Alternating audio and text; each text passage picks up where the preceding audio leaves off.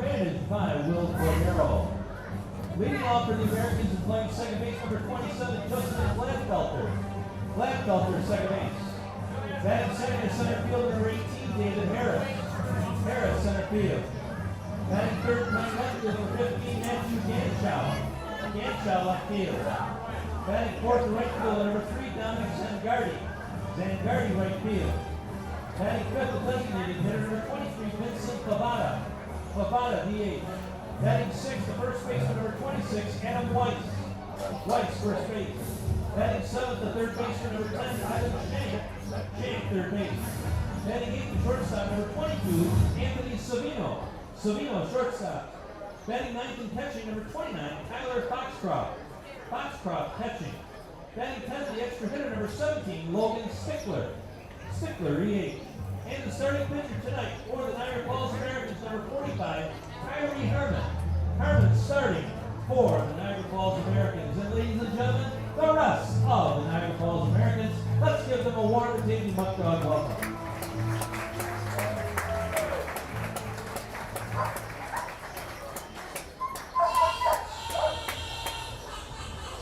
And now everyone, time to make some noise and introduce the starting lineup for your 2026 Batavia Muckdog, brought to you by Tompkins Bank.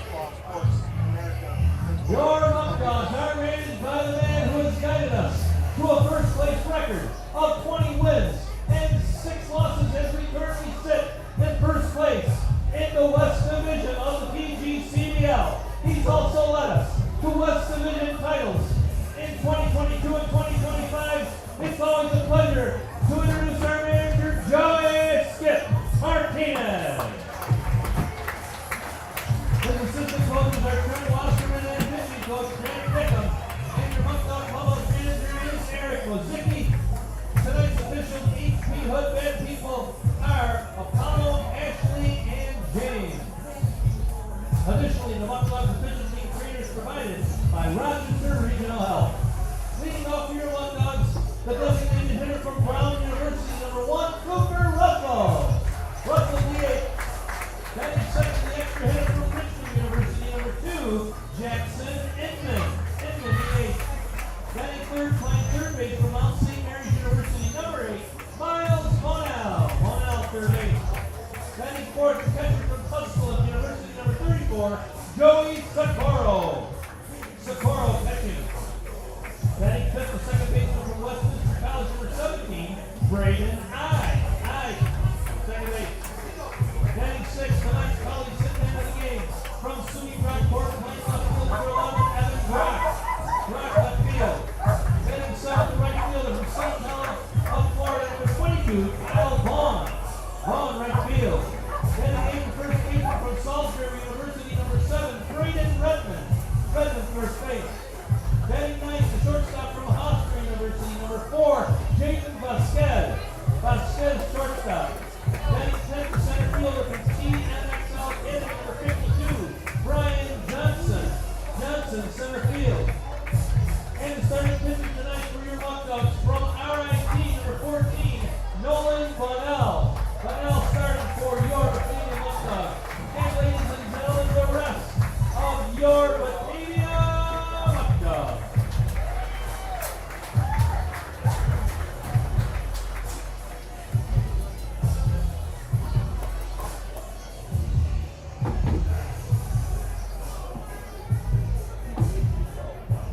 Ladies and gentlemen, at this time I'd like to direct your attention to the field as we welcome tonight's Police Honor Guard. We are honored to have these dedicated men and women join us as they present our nation's colors. I'd like to ask that you please rise if able and remove your hats to join us in recognizing their service and sacrifice.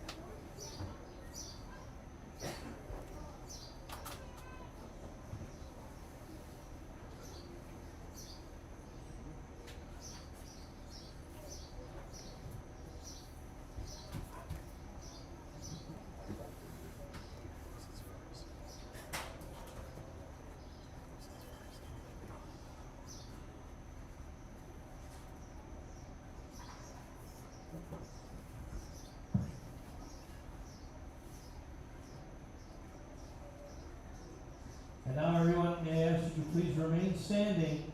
Tonight's national anthem will be performed by Ladies First Quartet, and fans, may I ask that you please remain standing until the colors have left the field.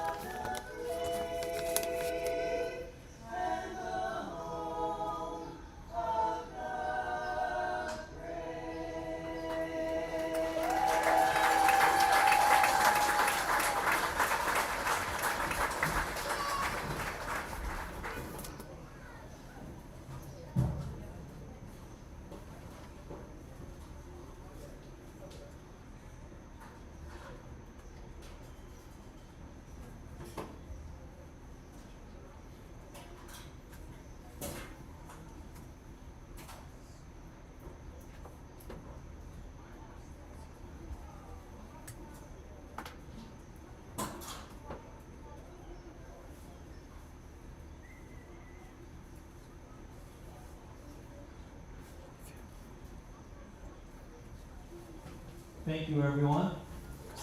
Now, ladies and gentlemen, before we begin tonight's game, I'd like to welcome Genesee County Stop DWI Coordinator Tammy Farringer and Genesee County Sheriff Joseph Graff to the field as we take a moment to recognize a man whose career has been dedicated to serving and protecting the people of Genesee County. Sheriff Joseph Graff's journey to public service began in 1999 as a probation officer. In 2004, he joined the Genesee County Sheriff's Office as a deputy sheriff and quickly earned a reputation for leadership, professionalism, and a deep commitment to this community. Over the past 2 decades, Sheriff Graff has served numerous roles throughout the Sheriff's Office, including investigator, Chief Deputy of Road Patrol, and Chief Deputy of the Criminal Investigation Division. Along the way, he has trained and mentored fellow officers, served on the emergency response team, and dedicated countless hours to ensuring the safety of our community. In 2025, the residents of Genesee County elected him sheriff, entrusting him with the responsibility of leading the agency he has faithfully served for more than 20 years. While his titles and accomplishments are impressive, those who know Sheriff Graff best understand that his true legacy is found in his dedication to people. Throughout his career, he has been a strong advocate for prevention, education, and public safety. His support of Stop DWI initiatives has helped strengthen efforts to reduce impaired driving, raise community awareness, and save lives on our roadways.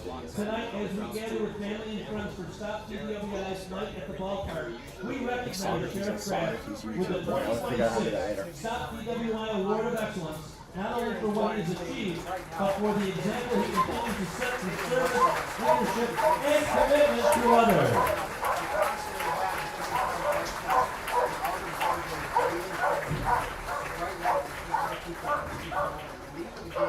Please join us in thanking Sheriff Joseph Graff for his years of dedication to Genesee County. Sheriff Graff, on behalf of Genesee County Stop DWI and the residents of Genesee County, our thanks to you for your service. Now please give him a round of applause as he takes the mound to throw out tonight's first pitch.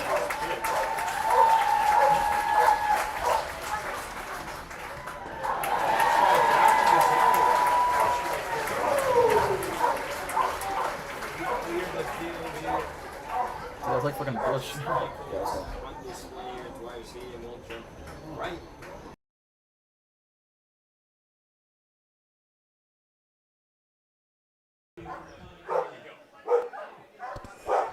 It's another chapter in the rivalry between two teams under the same ownership banner. For the 6th time this season, these Can USA-owned teams square off on a summer night under the lights. Tonight's matchup takes place at Dwyer Stadium, where the Batavia Muckdogs host the Niagara Falls Americans in a perfect game Collegiate Baseball League West Division Showdown. Hello, good evening, and welcome to the American Sports Network. Alongside Ethan Duncan, I'm Tom Rook. Ethan, welcome in. Certainly a tale of two different years for these two teams. Batavia on the year 21-6, compared to the Americans, who are 9-20. Americans have lost their last 8, compared to the Muckdogs, who've won 9 of their last 10, won 6 in a row. That only lost, Tom, to the Newark Pilots, 15-7. The Americans have mercied both times and are currently in last in the PGCBO West Division and the whole league. So certainly pretty surprising there. But the Muckdogs have looked good. A couple missing additions for them. They're taking Glenn Brooks and Jalen David, one of their 2 star players, are taking the night off. So Americans are going to take a game against them, as they've only won once on the year against them, even though they had that pretty good game against July 4th where they fell 2-1. I think looking great is an understatement. This Batavia team has looked fantastic. They've won 6 in a row, 21-6 on the year, 13-2 here at Dwyer Stadium. This is the team to beat in the West Division of the Perfect Game Collegiate League, as that brings us to the American starting lineup tonight. Take a look. Justin Gladfelter going to start off once again for the Americans 2 straight games in a row. He's back at second base leading off. David Harris moving to center field today. He's batting second. Matt Ganschow in left. Dominic Sangardi moving him over to right field after he's in left field yesterday. Vincent Favada moving up to the 5th spot, Tom. Maybe the highest we've seen him up in the batting order all year. That DH spot, Adam Weiss staying at first. Evan Shank, first time we're seeing him at third. They've used Rowley, they've used Mikulski, they used Marcotte. Yesterday, even though he had a hit, they're opting to go with Evan Shank. Anthony Savino back at shortstop. And we're seeing Tyler Foxcroft on the mound, who had that great outing against the Ironbacks. Got a no decision, but someone we've honestly been pretty high on, Tom. Best batting average for among the 2 other catchers on this team. Logan Stickler, the extra hitter, and then our new addition, Kyrie Harmon, number 45, going to be on the mound. Curious to see how he does against this tough Muckdogs team. Kyrie Harmon, new name for this American squad, his first start tonight. That brings us into the Muckdogs defensive alignment this evening. It's Evan Brock, Brian Johnson, and Kyle Vaughn from left to right in the outfield. In the infield, Miles Monell at the hot corner. Jaden Vasquez getting the start at shortstop. Braden I at second. Braden Redmond at first. So Braden squared right side of the infield for the Muckdogs. Joey Socorro behind the plate. And Nolan Bonnell getting his first start of the year on the mound for the Muckdogs. Noticeably, like you mentioned, no Jalen David, no Glenn Brooks in the lineup tonight. The 2 threats to steal bags for the Muckdogs not in the lineup tonight.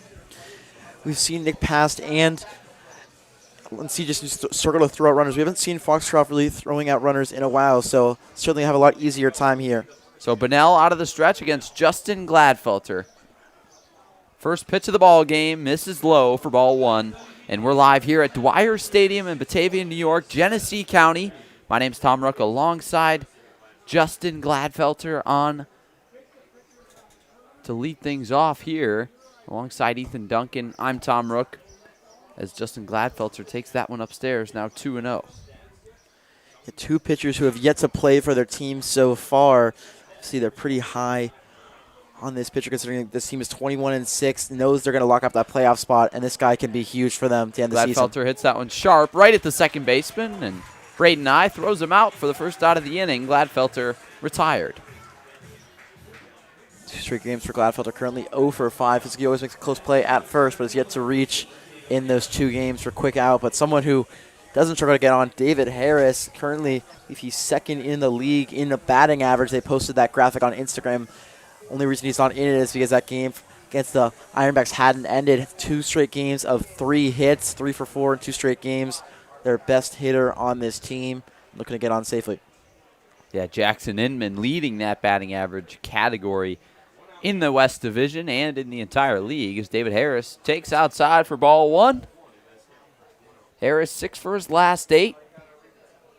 Back-to-back 3-hit games for Harris against the Ironbacks these past 2 days.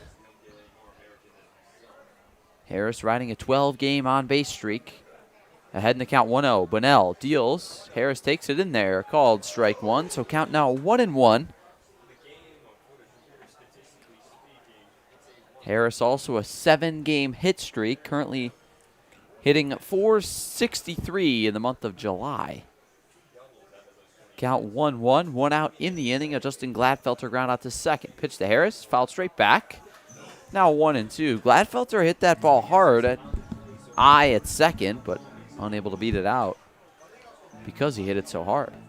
Bonilla at RIT in the Liberty League didn't face David Harris this year. They didn't play Clarkson, but did face Rochester and Hobart. Went 3 1/3. Really struggling against Rochester, giving up 7 hits and 2 earned runs, getting that loss. Yeah, making his first start of the summer. Did relieve in a game against the Syracuse Saltcats earlier in June as he misses upstairs with a fastball. Now 2-2.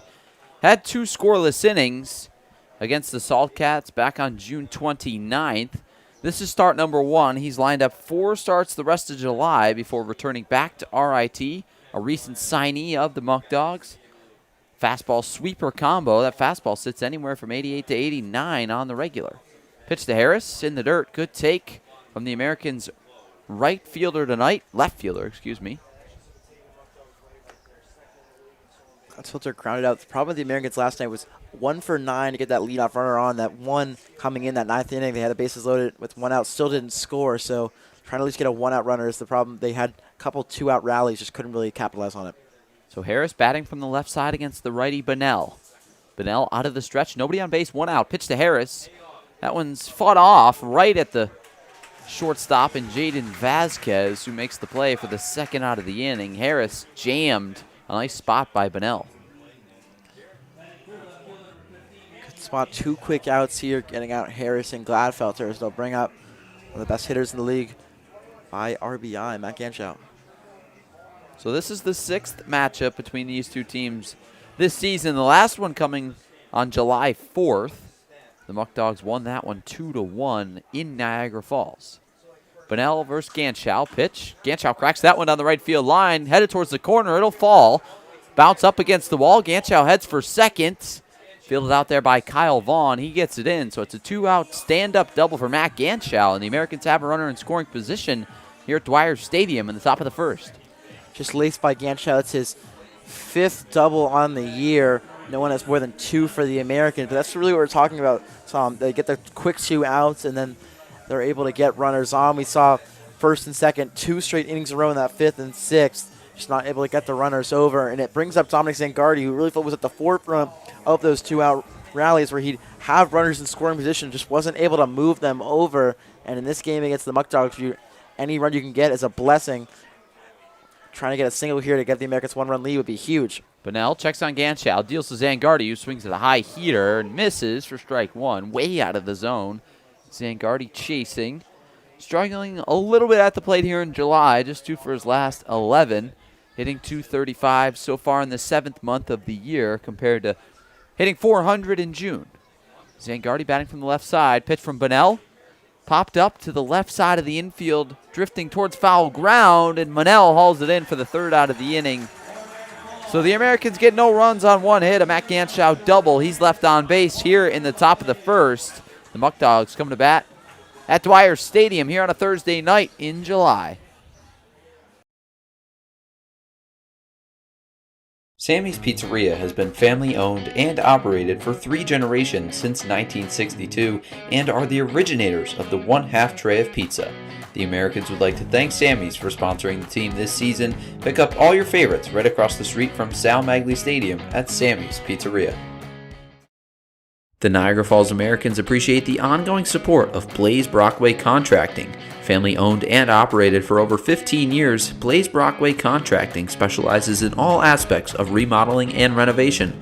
Call 607-259-7607 for all of your construction and home improvement needs. A special thank you to Tropical Heating and Cooling for sponsoring the Americans this season. Locally owned and operated, Tropical Heating and Cooling provides expert installation, repair, and maintenance for home heating, cooling, and air quality systems. Call 716-870-0753 or head to tropicalheating.net to submit a service request and knock your heating and cooling needs out of the park. The Niagara Falls Americans would like to thank TLC Pet Food for their continued support. Specializing in nutrient-dense recipes, TLC Pet Food offers dog and cat food with fresh ingredients and added probiotics. Find the whole life dog and cat formulas for your furry friend at tlcpetfood.com.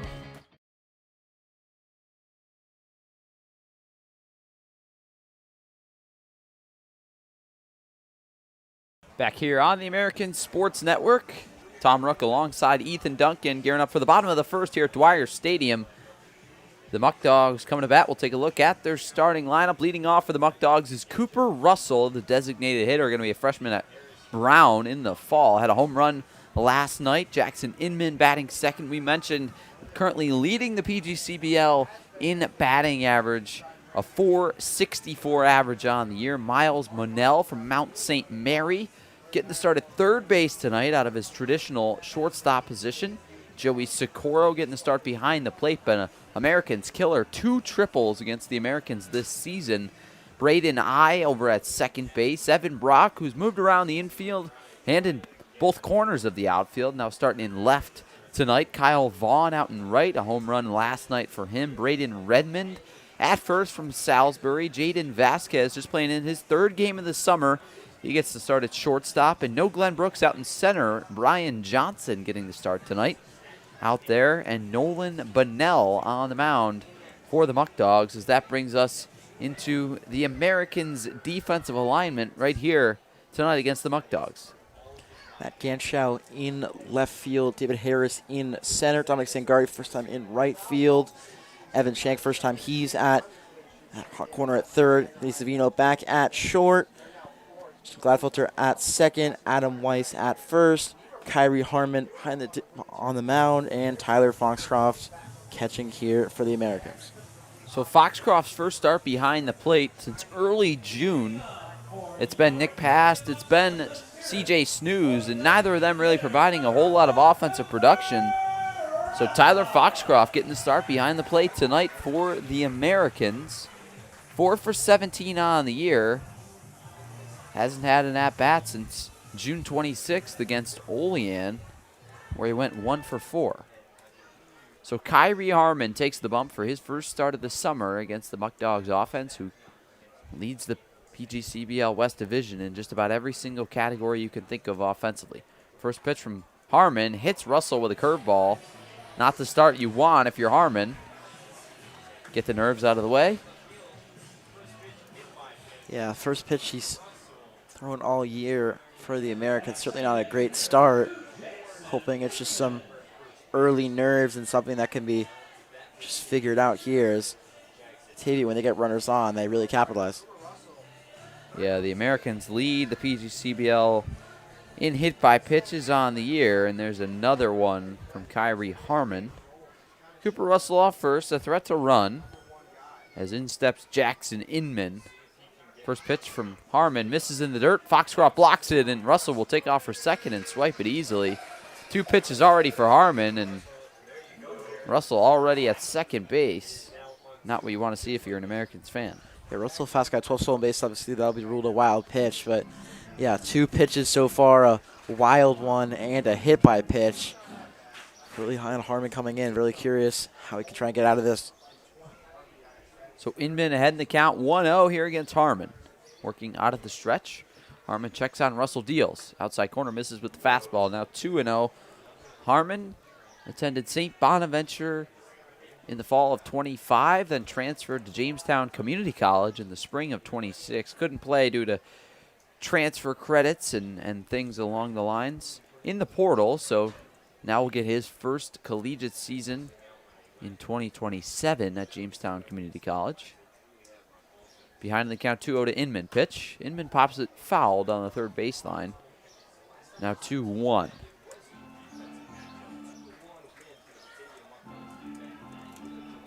Muckdogs managed by Joey Skip Martinez. Gotten the Muckdogs 2 separate West Division champions back in 2022 and last year, 2025. They unfortunately lost to the Saugerties Stallions in the PGCBL Championship, but did win the West Division. Inman batting from the left side. There goes Russell from second. Throw down from Foxcroft is picked by Shank, but Russell steals third. With nobody out, a risky play from Russell. He's able to swipe the bag.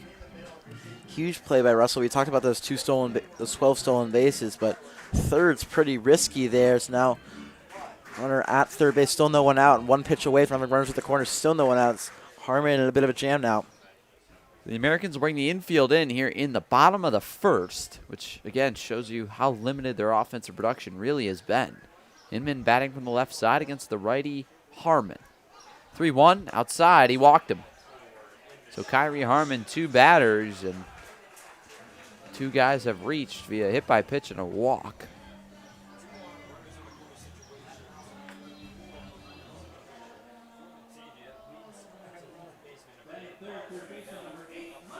This Americans team doesn't issue a ton of walks. That's number 162 on the year, which feels like a lot. But compared to other teams in the PGCBL, more in the middle. Here's Miles Monell from Mount St. Mary. Played last year at St. Michael's.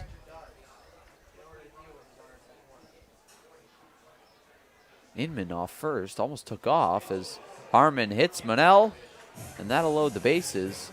Harmon took a step off. If he threw over, a good chance he would have picked off Inman right there. Just tough here.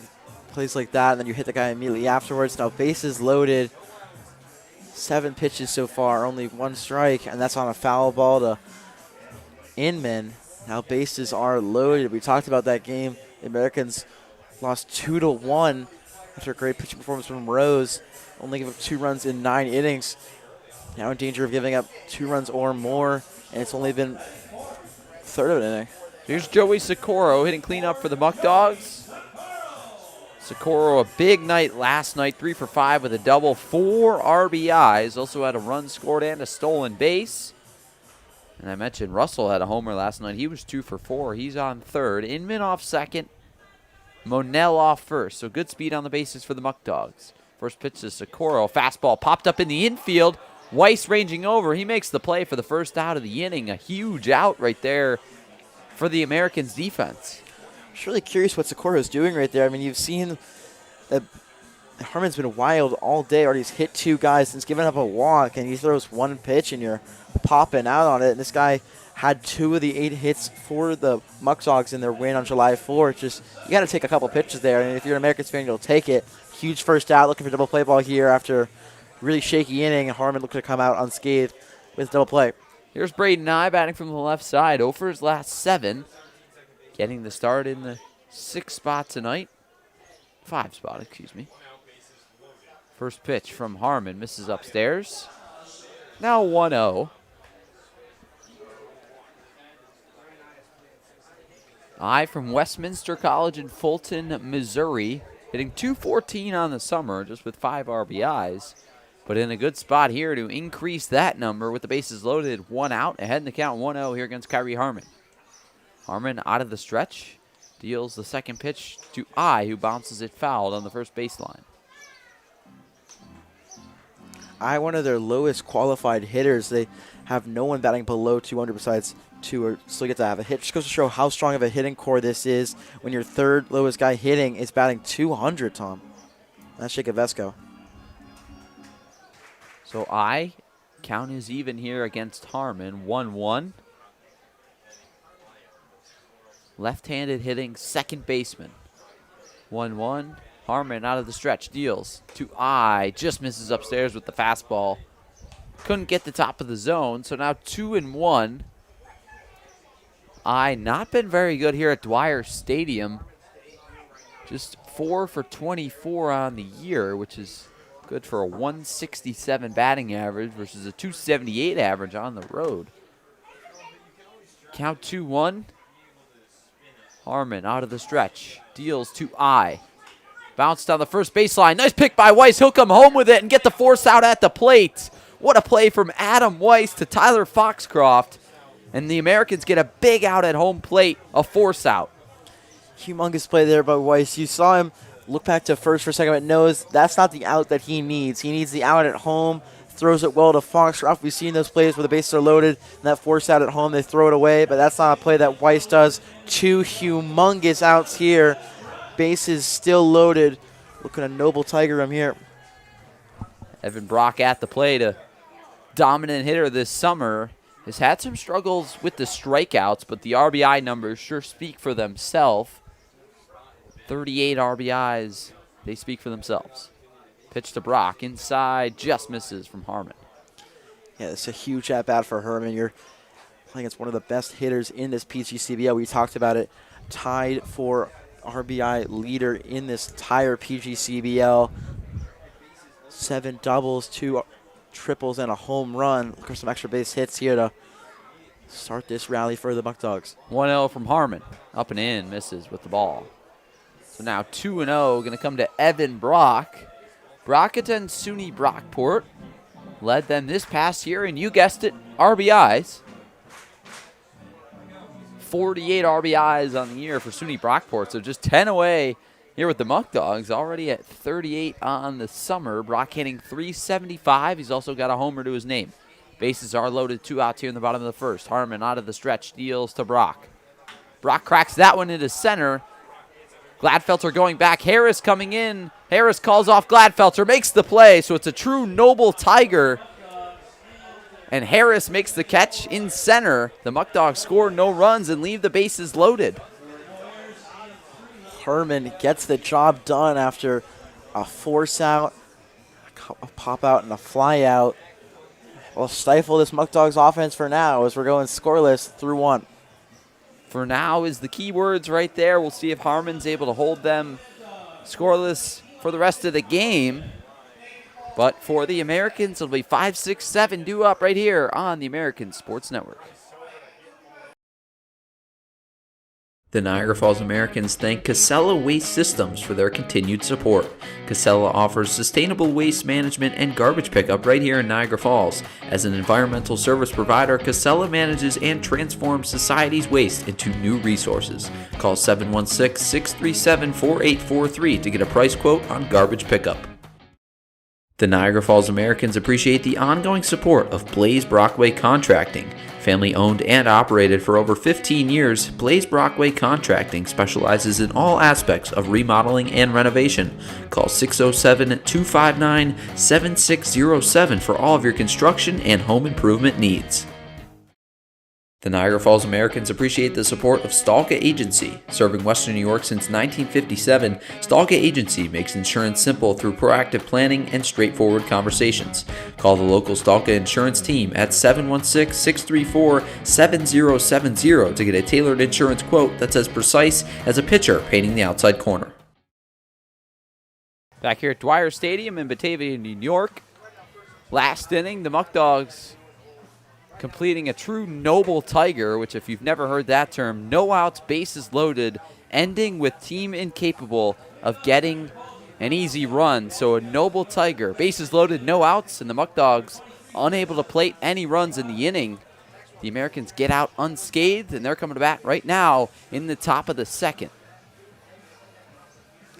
Term actually coined by some Detroit Tigers fans back in 2018 when they had frequent offensive stalls. Favada batting from the right side now against the righty Bunnell. Pitch inside, misses. So here's Vincent Favada. He plays his collegiate ball at Thomas Jefferson University, a Division II school in Philadelphia, Pennsylvania. Pitch to Favada. Bounce to third. Tough play for Bunnell, and it gets right by him. That's going to be a hit. And Favada leads off the top of the second with a base hit, the second Americans hit of the ball game. Hit number 5 on the year for Favada. That one absolutely laced past the third base line.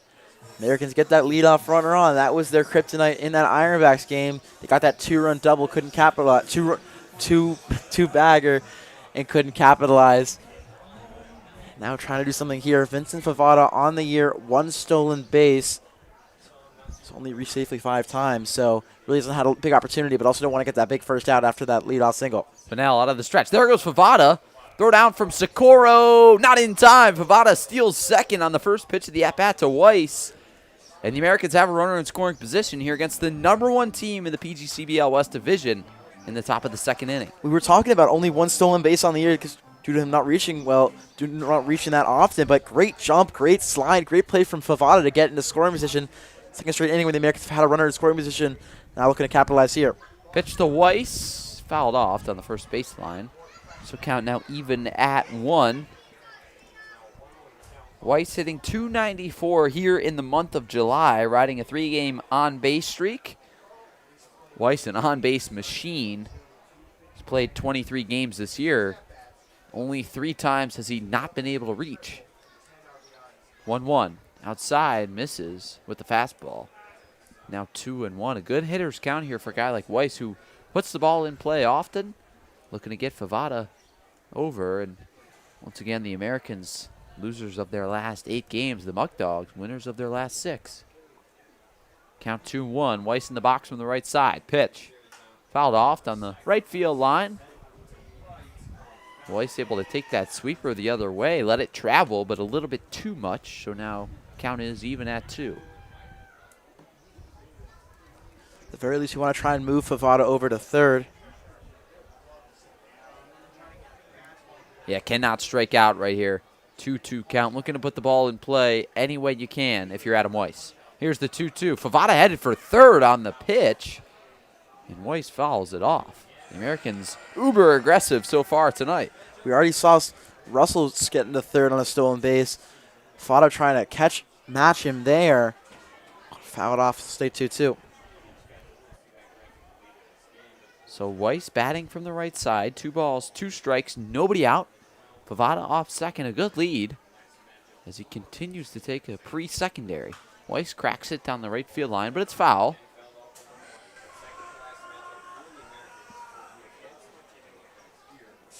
Muckdogs leading this entire PGCBL in earned run average, a team ERA of 4.72. 267 strikeouts as a team in 221 innings.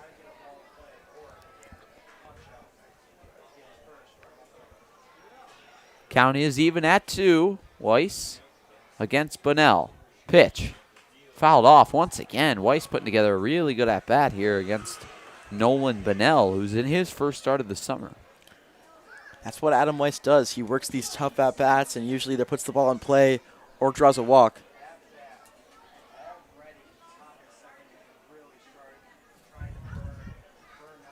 Count even at 2. Weiss batting from the right side against the righty Bunnell. Going to be a sophomore at RIT in the fall. Pitch to Weiss in the dirt. A good take from Adam Weiss, who has gone full 2-strike swing mode with the no stride.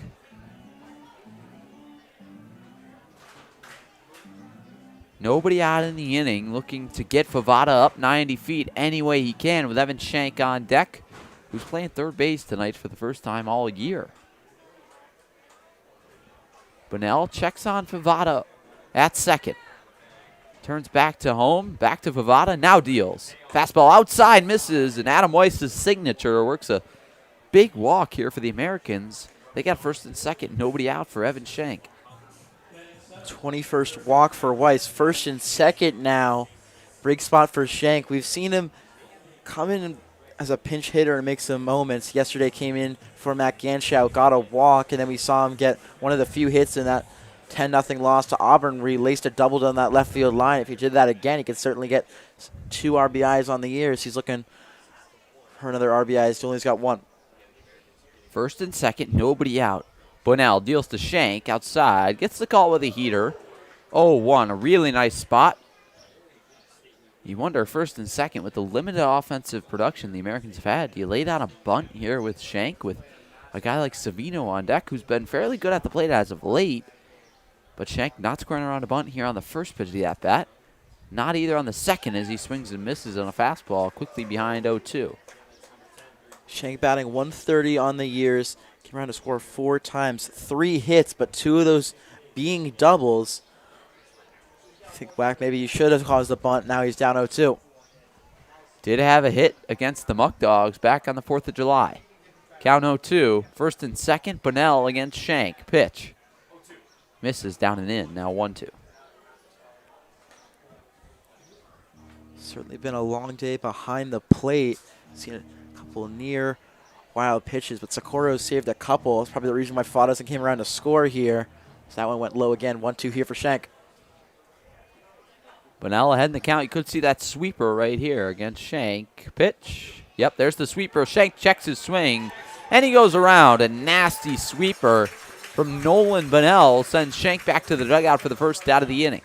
Schenk thought he held up, but home plate umpire says no as it brings up Anthony Savino, who I feel like this really needs to get an RBI. Only 4 on the year, batting 157. Strikeouts really been his kryptonite. 19 strikeouts to 9 walks.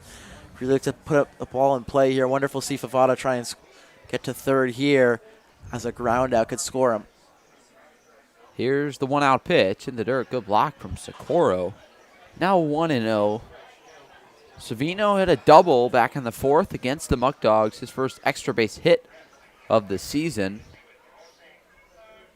against the Muckdogs. He's ahead in the count 1-0 here against Nolan Bunnell. Bunnell out of the stretch, checks on Favada at second. A couple times now, deals. The runner is going for the Americans. A hit and run is on. That one's through the right side, a base hit. Here comes Favada. He'll score without a throw. Weiss goes from first to third. It's an RBI single for Anthony Savino on a picture-perfect hit and run for the Americans. You think the hometown heroes playing in Niagara Falls there. Perfect hit and run. As the second baseman moves over a second to try and cover. That's perfect to get the runner passed right into that gap. Got the runners at the corners here. Savino, a much-needed hit there as his RBIs on the year move up to 5. More importantly, Americans up 1-0. So they've drawn first blood here at Dwyer Stadium against the number 1 seed. The Americans. The gamble pulls off from Mil Cordero. First pitch misses outside to Tyler Foxcroft. So right here, the Americans looking to get another runner in at Adam Weiss at third. There is a double play in play with Foxcroft up, runners at the corners. You wonder if you put Savino in motion here. Count 1-0 to Foxcroft. Bunnell off the mound. Deals to the Americans catcher, who chops one to the right side. Going to be tough to turn it. I will field a close play at second. Savino beats it. Foxcroft beats it at first. A run scores to Adam Weiss. The Americans take a 2-0 lead. Foxcroft finally gets his first RBI in the year. Player whose team really hasn't used that much. Only his 10th game on the year that he's played. Only his 6th start. Had 4 hits, all singles. To get one there on that fielder's choice, but more importantly, another run does come in to score here. Americans up 2-0 here. So a costly play by Braden I over there at second. Really kind of fumbled with the ball a little bit too long and unable to not only turn 2, but not get the out at second as Logan Stickler takes ball number 1 on the inside corner. So a run scores in Adam Weiss. The Americans now lead 2-0. Savino at second. Foxcroft at first. Stickler ahead in the count 1-0. Pitch. Curveball in there, called strike. It was just a tough play there for Russell. It's really a slow play that you think, okay, he's going to have to charge, try and get it. Unable to make the play at second or first. So first and second, certainly someone who's also looking for a RBI is Stickler. Stickler dribbles that one on the third baseline. Going to be a tough play. It's a base hit. The Americans running into some luck here in the top of the second. Logan Stickler, a dribbler of a base hit, but it goes in the scorebook as 110-mile-an-hour single. And that'll bring up Justin Gladfelter with the bases loaded and just 1 out. Might be closer to a 10-mile-an-hour single, but no matter what, single on the board. Hit number 4 for Stickler. Bases loaded here for Gladfelter, someone who really needs to break out of this sort of slump he's having. You know, probably someone who's tough to get a grounded double play because he's always charging down that first base line. So Bunnell out of the stretch with the bases loaded. Gladfelter at the plate. Pitch in the dirt for ball number 1.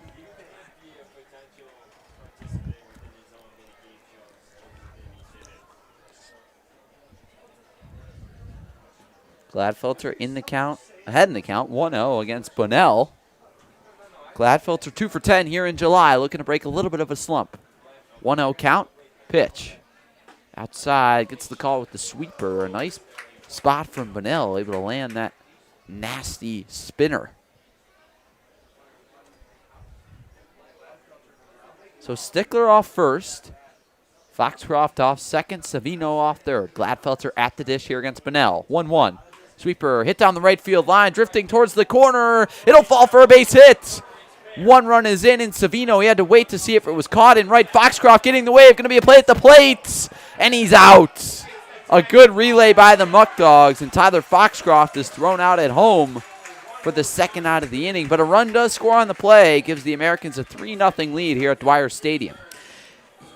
Another hit here for Gladfelter. It's really a tough play for Foxcroft because with Gladfelter, he's probably going two on any play like that. So with the runner advancing to third, there's no chance for him to go anywhere besides home. Good relay throw in to get him out. He's going to have to go home regardless, and anyone fast, you don't know if he's going to score from first. So RBI for Gladfelter.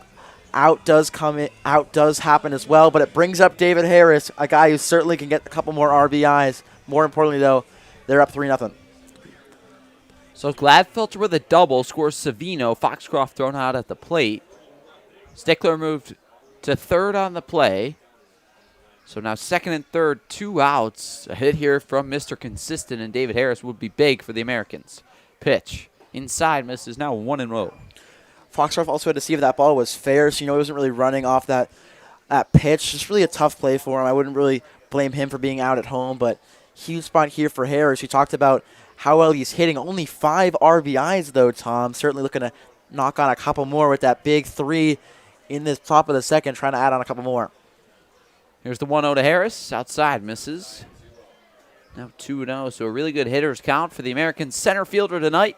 Plays his collegiate ball at Clarkson University. Bats from the left side. Hitting a dominant summer at a 467 on batting average, 17 runs scored as well. Also 13 stolen bases. Ahead in the count 2-0 here against the righty Bunnell. Pitch. Harris chops that one back up the middle. Going to be a tough play.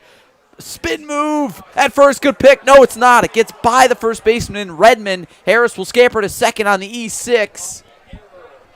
And the Americans score 2 runs on the play. They take a 5-0 lead on the E6 by Jaden Vasquez. It was nearly a perfect play by Vasquez. Had a long way to run. Thought he was going to potentially get that out at first to Redmond, but ball gets away. Harris able to scamper into second. Be an error, but doesn't matter. Americans up 5-0, Tom. You think when it was the bottom of the first, you're down, it's tied 0-0, bases loaded, nobody out. You're like, all right, this game's already a wash. Then half an inning later, 1 out, 2 outs later, you're up 5-0. So Grant Bickham going to take a stroll to the mound because he's going to talk things over with his starter in Nolan Bunnell, who did not anticipate this happening in his first start, I'm sure.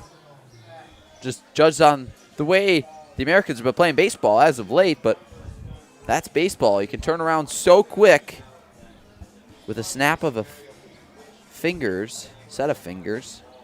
And now this game 5-0 after Gladfelter and Stickler scored on the E6. An unbelievable play by Vasquez, able to field it up the middle, spin, put it on target, gave Redmond a chance to make a play at first, but unable to pick it. And that allows for 2 runs to score. This game reminding me a lot of an earlier game in the season where the Americans beat the Muckdogs 15-4 back on June 20th, where they just kept pouring on runs. Only difference in that game, though, Tom, is we really saw a strong pitching performance. I've still yet to see it so far from Harmon. Obviously got those huge 3 outs, but really got himself in the jam. Really to thank his fielders. No strikeouts on that matter, but the game's not over yet. It's that one towards the foul line, and it lands out of play for strike number 1. Ganchow a double in his first at-bat on the right field line. A really nice piece of hitting, but was left there in the top of the first. Ganchow now riding a 6-game on-base streak and a 4-game hitting streak. Hitting 5 for his last 11. Seems to find some success against the Muckdogs. Had an inside-the-park homer on the 4th of July that tied a game 1-1 in the 8th. Down 0-1. Pitch from Bunnell. Chop to the left side and through for a base hit. Harris going to get the wave home from Will Cordero. The throw in from left field. Evan Brock not in time. Harris scores. Ganchow moves up to second. 6-0 Americans leading the Muckdogs. Who are these Americans, Tom? Hit after hit after hit. just past the third base bag again for Manel. There's a couple plays that have gotten past him. That one to Stickler that was just down that line, and another hit prior. Americans up 6-0. Ganschow does it again, able to get into second on the throw. They're hitting all over Nolan Bunnell. I mean, this guy's only played against the Saltcats before. You're playing this team that's only has 9 wins on the year, and they're playing you like it's the PGCBL All-Star team, Tom. Another All-Star up at the plate, and Zangardi, who follows that one straight back, all over a fastball from Bunnell. The top of the lineup for the Americans really dominant on the year. Harris, Ganschow, Zangardi, a really good top 3 for this team, with Gladfelter at the very top there. So 2, 3, 4 in Harris, Ganschow, Zangardi now. 0-1 to Dom Zangardi, fouled straight back once again. He's all over Bunnell right now. Zangardi had that runner on second on that double earlier from Ganschow, wasn't able to move him in and trying to reach safely, more importantly get an RBI and have them bat around here, but in an 0-2 hole. Yeah, Favada on deck, who started this inning with a base hit and a stolen base. Count 0-2. Ganschow taking off for third. Zangardi pops that one into shallow left. Not deep at all. Brock coming in, and he makes the play to end a long inning. The Americans put up 6 runs on 5 hits, 1 error in the inning, and they leave 1 runner left on base. The Americans leading 6-0. The Muckdogs coming to bat here in the bottom of the second at Dwyer Stadium. The Niagara Falls Americans thank Casella Waste Systems for their continued support. Casella offers sustainable waste management and garbage pickup right here in Niagara Falls. As an environmental service provider, Casella manages and transforms society's waste into new resources. Call 716-637-4843 to get a price quote on garbage pickup.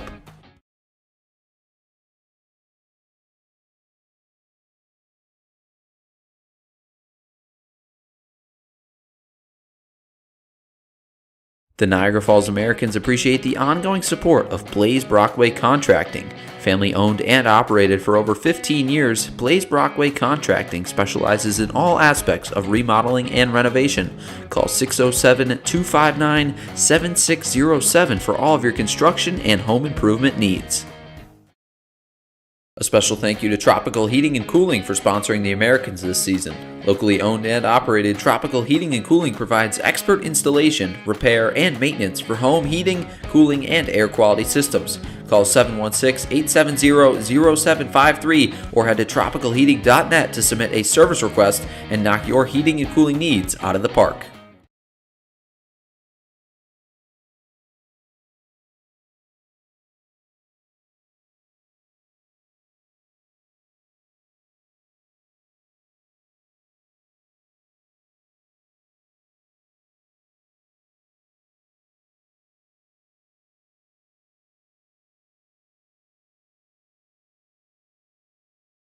Back here at Dwyer Stadium in Genesee County. A long, long history of baseball here in Batavia, New York at Dwyer Stadium. All started with the Batavia Clippers, a charter franchise of the New York Penn League, which was founded in 1939 as the Pennsylvania, Ontario, New York League, the Pony League, in a hotel, you guessed it, right here in Batavia, New York, with 6 original teams: the Bradford Bees, the Hamilton Red Wings, the Jamestown Jaguars, the Olean Oilers, the Batavia Clippers, and the Niagara Falls Rainbows. Eventually changed to the New York Penn League in 1956. The Muckdogs, been affiliates of the Marlins, the Cardinals, the Phillies, the Indians, the Mets, the Tigers, and the Pirates. A lot of famous MLB alumni have played here at Dwyer Stadium. Ryan Howard, Chase Utley, Carlos Carrasco, Lance Lynn, and many others. So leading off here for the Muckdogs is Kyle Vaughn against Kyrie Harmon. First pitch misses upstairs, 1-0. Harmon had a lot of trouble finding the strike zone in the top of the first, but was able to get out unscathed. Bottom of the first, excuse me.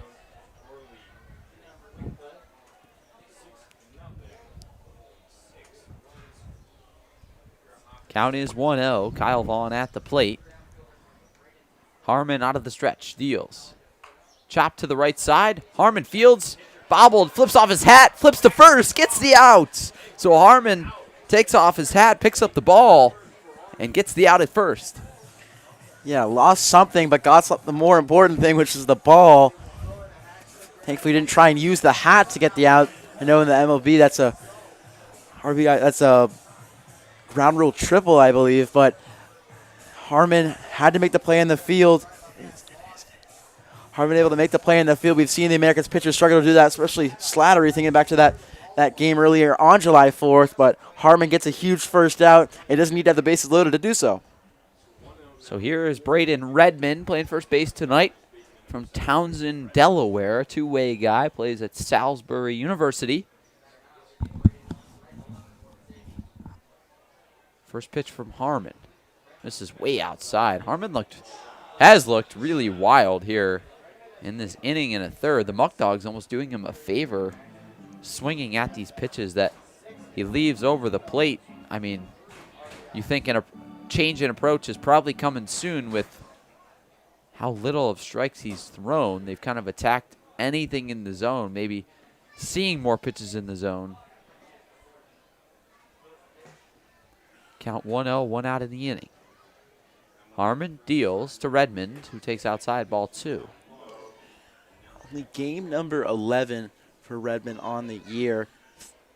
6 for 18, pair of doubles, 3 RBIs. Had that tough play at first that you can't really fault him. It was just a little bit offline on that pick. You think it's a play that maybe Adam Weiss can make, but really goes to show that it's a really tough play that only the best first baseman can make. So Harmon out of the stretch. Count 2-0, pitch. Outside again, and these pitches not really close from Harmon, who's really missing. The baseball stuck on the net.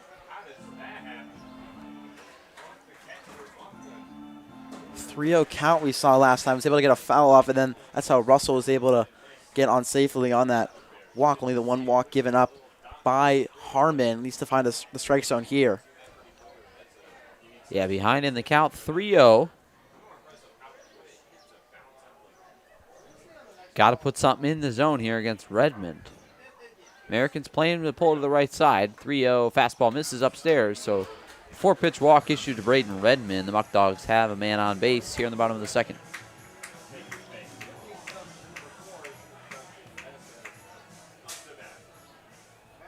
The second walk given up, Tom, but just don't want to let it be a slippery slope here for a one-out walk.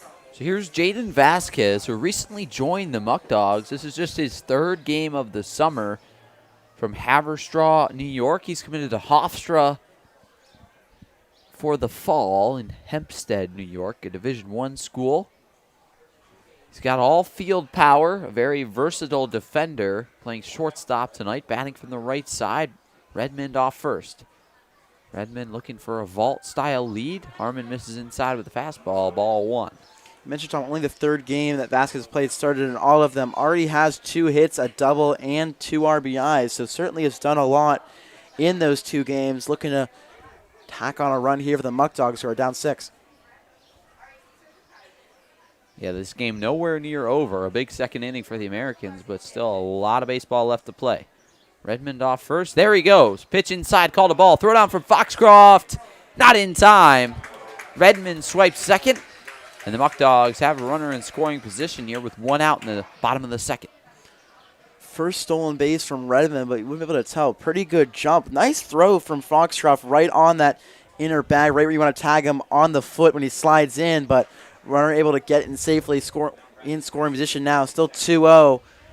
Get to throw a strike here in this bottom of the second is Harmon. Yeah, kind of a good defense, better offense type of deal right there. Redmond off second pitch, and he hits him. It's the 3rd hit by pitch of the ball game for Kyrie Harmon in just an inning and a third. And Vasquez reaches.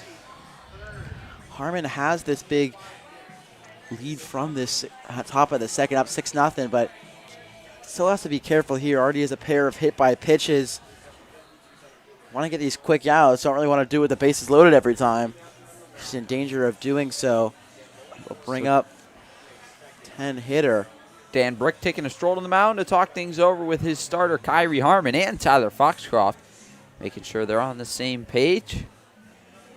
We tell you about Casella Waste Systems. The Americans would like to thank Casella for their ongoing support. Casella provides residents with professional waste control and garbage pickup in Niagara Falls that is extremely sustainable. They also offer commercial dumpster rentals for construction and other cleanup needs. Also, for all home games, the Niagara Falls Americans play their games at Sal Magley Stadium. And inside Sal Magley Stadium, you can throw away your garbage at Casella garbage cans. Contact Casella now at 716-637-4843 to receive a price quote on garbage pickup. Thank you to Casella for sponsoring the Americans this season. So in steps Brian Johnson, batting in the 10 spot tonight for the Muckdogs, getting the start in center field. Batting from the right side, first and second, one out in the inning. Pitch to Johnson, up and in, ball one.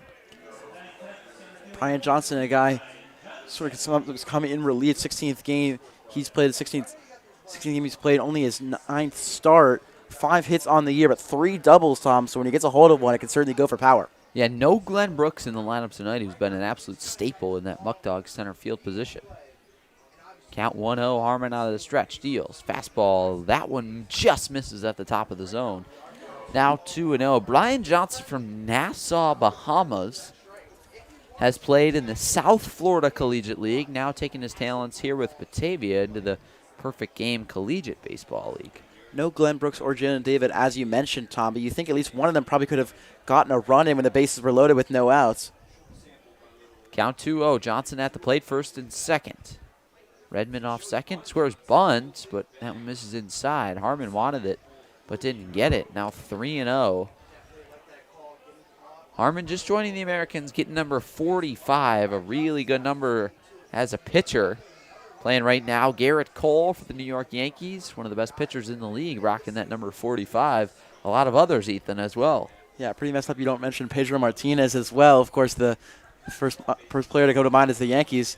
So he's showing bunt right now, Tom, on a 3-0. Now he pulls back and takes inside for ball 4. So a walk, a hit by a pitch, and another walk, and Harmon finds himself in a very similar situation that he found himself in the first inning as well.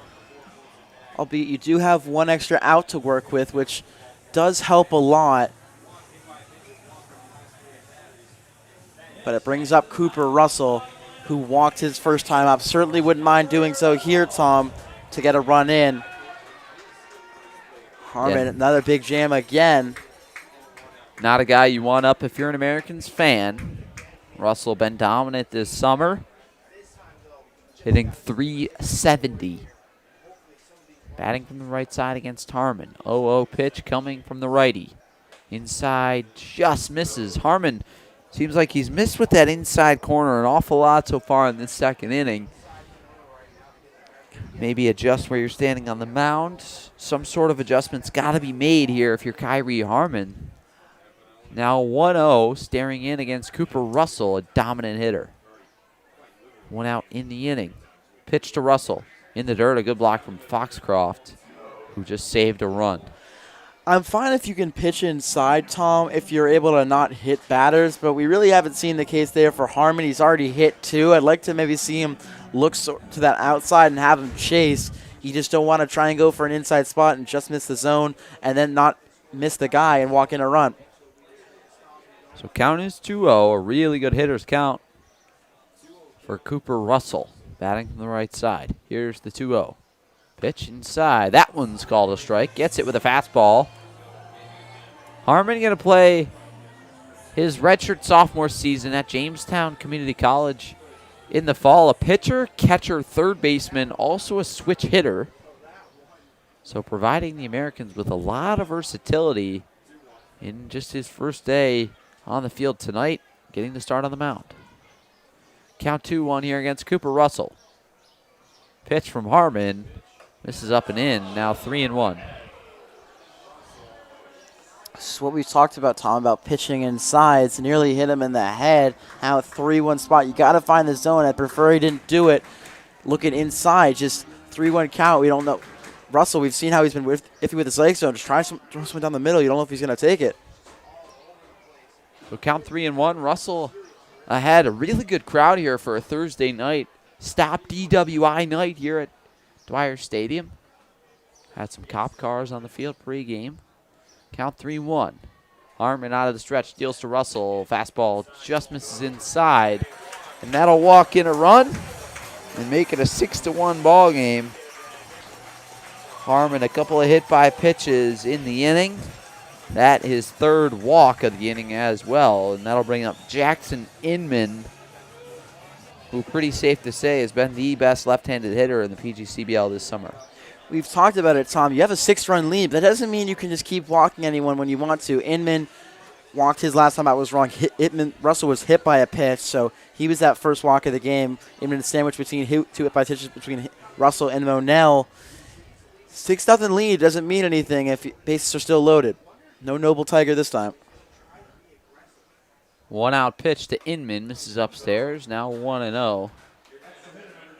Some action going on in the American dugout. Looks like they're going to send somebody to get loose in the bullpen for the red, white, and blue. Inman batting from the left side. Attended Salisbury this past collegiate season. Now going to transfer to the University of Richmond for 2027, a Division I school in Virginia. Count 1-0. Harmon deals to Inman. That one's popped up in the infield, almost a broken bat. It looks like it is, and Savino makes the play for the second out of the inning. Another big out with the bases loaded for Kyrie Harmon. Another big out, and you break the bat of the best hitter in the PGCBL. Certainly a weird start so far from Harmon. Couple walks, couple hit by pitches. You're able to get out of the last inning. Not so far yet, but you break the bat of Jackson Inman. That's certainly going to annoy him. Still not out of it yet. Miles Monell, who got hit by a pitch last time. That can't happen again. Looking for another quick out here and make it a 6-1 game at through 2. Monell batting from the right side. Bases are loaded, 2 outs in the inning. We're in the bottom of the second. Pitch from Harmon. Upstairs, misses ball 1. Really haven't seen him throw outside at all, Tom. He's just really looking on that inner half. You think he's allergic to doing so. I mean, you could just throw a slider outside, and even if he takes it, it's still less dangerous than nearly hitting him on the shoulder. Again, a lot easier to say than it is to do. Count 1-0 pitch from Harmon. There is an outside fastball, lands it in for strike 1. If Harmon can land that pitch more often, the Americans are going to be in a better spot because he really has been unable to locate that outer half of the plate. Count now 1-1. 2 outs here in the inning. Cooper Russell off first. Brian Johnson off second. Vasquez off third. That one misses high for ball 2. We talk about it, Tom. He perfectly finds the zone on that outside fastball, then immediately goes high and inside. Just the complete opposite. I don't know what he didn't like with that pitch because he just took it. Keeps going back inside. It's reason why it's a 2-1 count. Good hitters count here from Monell, who's batting .327 with 11 RBIs this summer. 2-1 pitch from Harmon. A fastball swung on a miss, strike 2. That'll even up the count. Once he goes to that outside pitch and he's getting swings and misses, and more importantly, he's getting strikes. That's what he's really struggled with. That's why the bases were loaded. That's why he walked in a run. Now a 2-2 count. What's he going to try and do to get his pitch past Monell and end it a 6-1 game? Harmon takes a deep breath, now steps on the rubber. 2 balls, 2 strikes, 2 outs. Righty Harmon against the righty Monell. Here's the pitch. A fastball again, lined at the shortstop. Played on a hop by Savino. He'll go the short way. A close play at second. Got him. A nice play by Anthony Savino to Justin Gladfelter. A 6-4 put out. And Kyrie Harmon escapes, only letting up 1 run in the inning. Call him Houdini, Tom. This guy is an escape artist. Savino, another great play. First of all, able to stop him from going into the outfield and scoring at least 2. Then a bang-bang play at second. Thought for a second he might be safe, but ump says he's out. We'll take it. 6-1 ball game here. Americans are going to do more of the same here after they were hitting all over of Nolan Bonnell. Yeah, surely the Americans will take that. Just 1 run in the inning, but could have been a lot worse. Anthony Savino saving a couple there on the stop, but then makes a nice play, like you mentioned, on the throw. Got to give some credit to Justin Gladfelter as well, hustling over from second and beating out a quick runner in Cooper Russell at second. we were sort of talking about it, Tom. We think this Gladfelder-Savino combo is really what does well for this Americans team. We saw that play yesterday when that pop fly fell because Rowell and Gladfelder didn't really know who to call it off. But you really need these middle infielder combos. Just you got to be on the same page, especially for 6-4s, for 4-6s. And I really think Savino and Gladfelder showed it there for that huge force out. So we're going to head to the top of the third, and it'll be 5, 6, and 7 coming up for the Americans right here on the American Sports Network.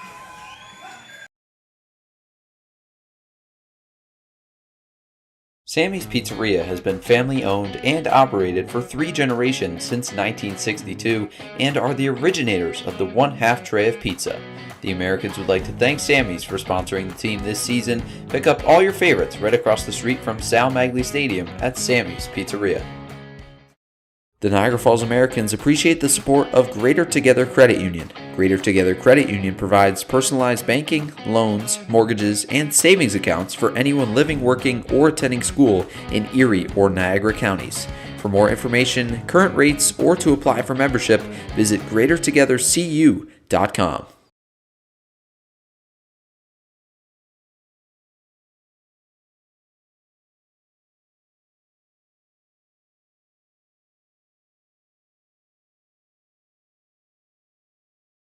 So here's Vinny Vivada to lead things off for the Americans against Nolan Bennell, who's back out there for his third inning of work. Pitch to Vivada, misses upstairs, ball 1. Vivada really started that rally, Tom. That play past Monell into third base, stole second, probably potentially could have stole third if that ball wasn't fouled off. But Vivada, who's only had 4 hits prior in this game, has really been a catalyst to this American start. Takes that one upstairs for ball 2. So the Americans have lost a decent amount of players as of late, both due to injury and no longer playing in the league. Derek Desmondi, one of those guys, had a grade 2 calf strain, so he's out for the rest of the summer. That one called a strike. Vivada checked his swing.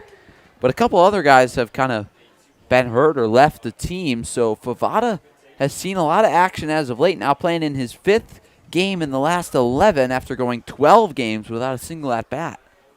Pitch, outside corner, called a strike, count even at 2.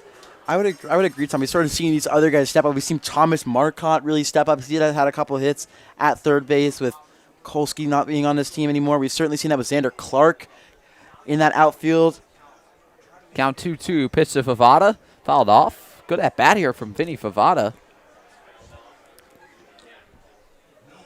Vivada putting together a nice at-bat, count even at 2. The Americans 9-20 on the year. The Muckdogs 21-6. But the more important one, the Americans have lost their last 8. The Muckdogs have won their last 6. 2-2 to Vivada. Upstairs, misses. Now 3-2. So it's a 7-pitch, now going to be an 8-pitch at-bat for the Americans' extra hitter tonight, and Vincent Vivada, designated hitter, I should say. Fought 6 strikeouts to only 1 walk. You wouldn't tell by how he's handled this at-bat. Looking to get the ladder here. 3-2. Swung and a miss, strike 3, and there's his 7th K of the year. Vivada down on strikes, but a good at-bat, able to work the count deep against Bonnell. That'll bring up Adam Weiss. Americans won't get the leadoff runner on this time, as they did last inning, but it will bring up Adam Weiss, who was able to reach his last time up. And that top of the second, he walked. Another runner who came around to score on that fielder's choice from Foxcroft. So Weiss batting, count 0-0. Pitch misses away with the sweeper. Bonnell behind in the count 1-0. Some action in the Muckdogs bullpen. The Muckdogs historic for getting a bullpen full of arms for the summer. Skip Martinez making sure they have any ready to use at any time. And Weiss takes that one outside, now 2-0. One of his kind of rules and regulations for the summer is to get those arms ready to go in the bullpen and have a surplus of them out there, which they certainly do this summer. Certainly done their job. We've talked about it, Tom. Best ERA in the whole PGCBL. Count 2-0, pitch to Weiss. That one's cracked into right center, not deep. Vaughn ranging over from right, and he'll make the play for the second out of the inning. That'll bring up Evan Schenk. Bonnell certainly looking for a much calmer top of the third compared to that roller coaster of a top of the second, as it'll bring up Schenk, who was that first out in that in that top of the second on that strikeout swinging. It was that first out for a while. 5 straight runners reached. Pitch from Bunnell. Shank cuts on and misses for strike one. A good sight to see right there, though. Shank very hesitant in his first at-bat. Struck out after checking his swing. Now pulling the trigger 100%. Missing, but still looking good with a hack. Count 0-1. Pitch to Evan Shank. Fouled off down the right field line. Behind home. Now 0-2. Shank had an at-bat in last night's game. Came in and walked. Was 0 for 2 against the Muckdogs back on the 4th of July. Was replaced by Adam Weiss in the 8th inning over at first. Now behind 0-2, 2 outs in the inning. Bunnell from the stretch deals. Up and in, misses now 1-2. Shank had to do his best Michael Jackson impersonation there with that. Looked like moonwalk. it, yeah. 1-2 count, same count she struck out on, trying to not have Lightning strike twice. 1 ball, 2 strikes, 2 outs. Bunnell, pitch to Shank. Fastball, cut on and miss, strike 3. So a much better of an inning for Nolan Bunnell. That's what they call a bounce back. A 1-2-3, 2 strikeouts and a flyout for the Muckdogs starter, as the Americans get no runs on, no hits. No errors and no runners left on base. The Muckdogs coming to bat here in the bottom of the 3rd at Dwyer Stadium in Batavia, New York. The Niagara Falls Americans would like to thank McDonald's for being a sponsor of the team this year. With an extensive menu of well-known favorites, McDonald's is famous for its convenience. Especially during a long baseball season, McDonald's is the perfect place to grab a quick bite to eat and get right back to the ballpark. So head to your nearest McDonald's and enjoy all the classics. The Niagara Falls Americans would like to thank TLC Pet Food for their continued support. Specializing in nutrient-dense recipes, TLC Pet Food offers dog and cat food with fresh ingredients and added probiotics. Find the whole life dog and cat formulas for your furry friend at tlcpetfood.com. The Niagara Falls Americans thank Casella Waste Systems for their continued support.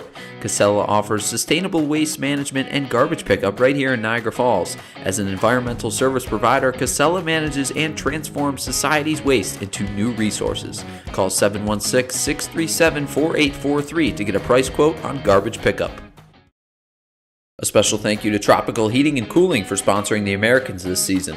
Locally owned and operated, Tropical Heating and Cooling provides expert installation, repair, and maintenance for home heating, cooling, and air quality systems. Call 716-870-0753 or head to tropicalheating.net to submit a service request and knock your heating and cooling needs out of the park.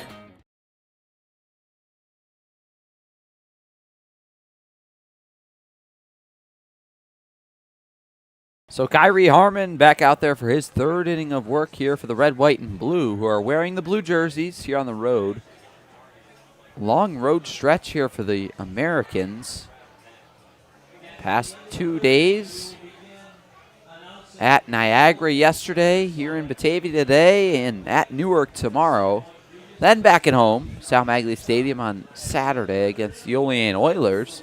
Then Sunday, they'll take the longest trip of the year and head to Elmira, New York to face off against the Can USA-owned Pioneers for the 3rd and 4th time of the year, a 7-inning doubleheader.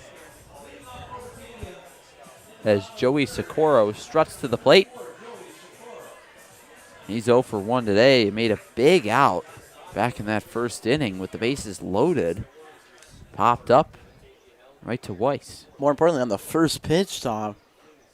Wouldn't mind if you did that again here. First pitch from Harmon. Socorro gives that one a ride to left center. Deep headed for the track. Harris. And he holds it in. A nice running catch by David Harris for the first out of the inning. And the Essex, Vermont native saves Kyrie Harmon of giving up extra bases. Well, Tom, we talked about when I said I wanted him to swing hit something and get out in the first pitch. That was not what I was intending. As Harris, a long run into that test your child at ages 1 and 2 for lead sign for a big out number 1.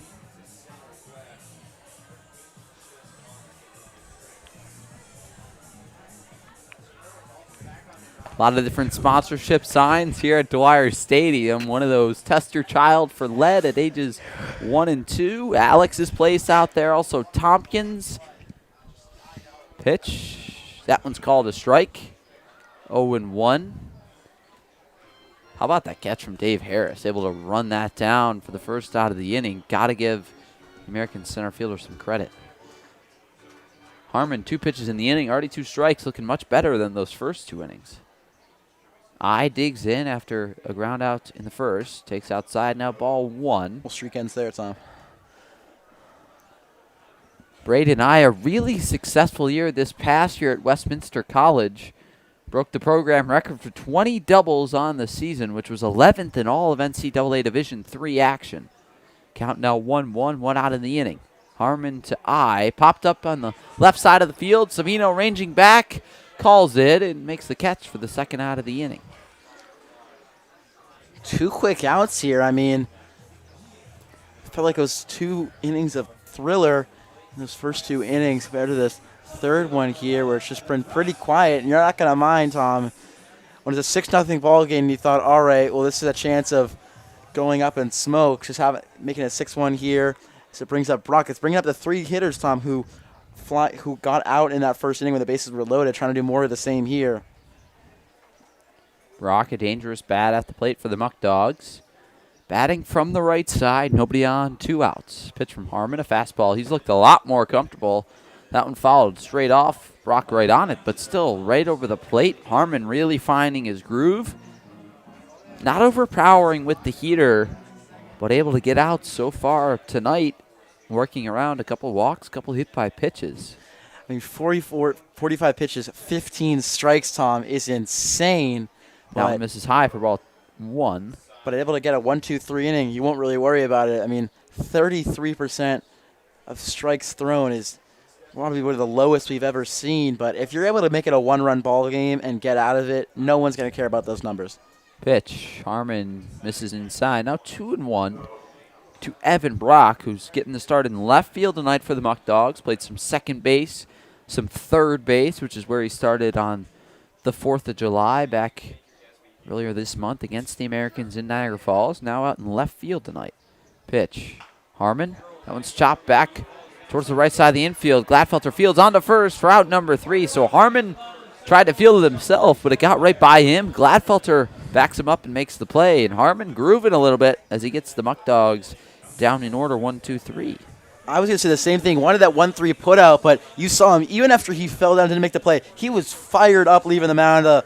Might have let out a bark there, like the Muckdogs and Mad Dog here, but able to get a quick 1-2-3 inning here, Tom, and Americans looking for more of a top of the second compared to a top of the third here as they're up 6-1. Dwyer Stadium doing one of my favorite traditions I've seen here in the PGCBL. Here in the top of the 4th, they call on any educators, any teachers to stand, the whole crowd clapping for all the teachers in the crowd. The Americans coming to bat here in the top of the 4th against the Muckdogs at Dwyer Stadium. You're watching PGCBL Baseball on the Americans Sports Network. The Niagara Falls Americans would like to thank Bully Hill Vineyards for their support all season long. On the south end of gorgeous Keuka Lake, you can taste over 40 wines and enjoy food at a family-friendly winery open 7 days a week. Visit bullyhillvineyards.com to learn more about what they have to offer. The Niagara Falls Americans appreciate the support of Stalka Agency. Serving Western New York since 1957, Stalka Agency makes insurance simple through proactive planning and straightforward conversations. Call the local Stalka insurance team at 716-634-7070 to get a tailored insurance quote that's as precise as a pitcher painting the outside corner. The Niagara Falls Americans would like to thank Coca-Cola for their support this season. Known for its refreshing bubbles and iconic flavor, Coca-Cola is the world's best-selling carbonated soft drink. Snag a Coke right here at the Sal Magley Stadium concession stand and make your game day even sweeter. So here's Anthony Savino to lead things off for the Niagara Falls Americans. Savino, a native of the Falls. The American side, obviously.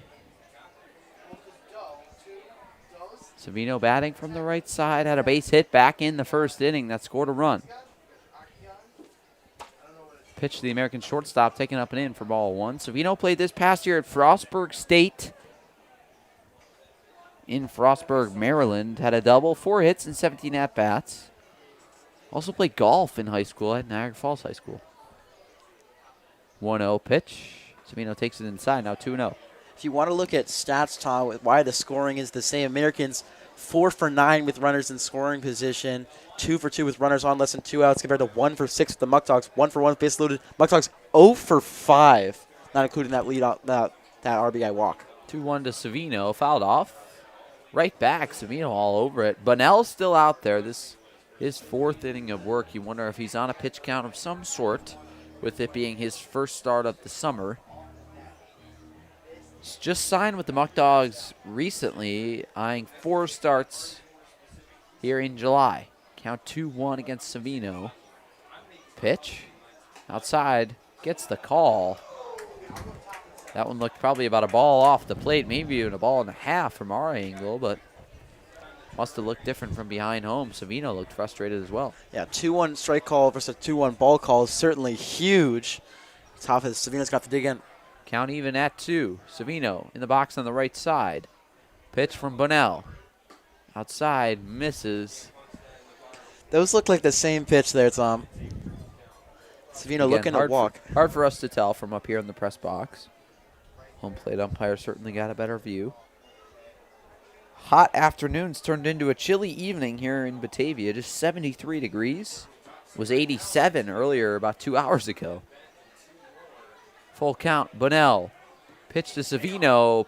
Popped up down the right field line. Not a play. You also thought we were going to see some rain, Tom. The forecast says 40% at 8, 65% at 9, but really doesn't look like it here. Obviously a little bit dark, but that's also with the clouds going below. Looking to have it hold up here as Americans looking to keep this game going. 6-1, they lead the Muckdogs. We're in the top of the 4th here at Dwyer Stadium. Count is full. Anthony Savino at the plate against Nolan Bunnell, a right-handed starter for the Muckdogs. Pitch hits a right field, headed towards Kyle Vaughn's glove, and there's the first out of the inning. You know, certainly got to wish that was called a ball instead of a strike, but long at bat, lines out to right. Americans start 1 for 4 with leadoff. That's to bring up. Caught. So Savino almost dunked it in, gave it a chance. Nice play by Kyle Vaughn to come on and make the catch. Here's Tyler Foxcroft. Reached base safely in his first time up on a fielder's choice.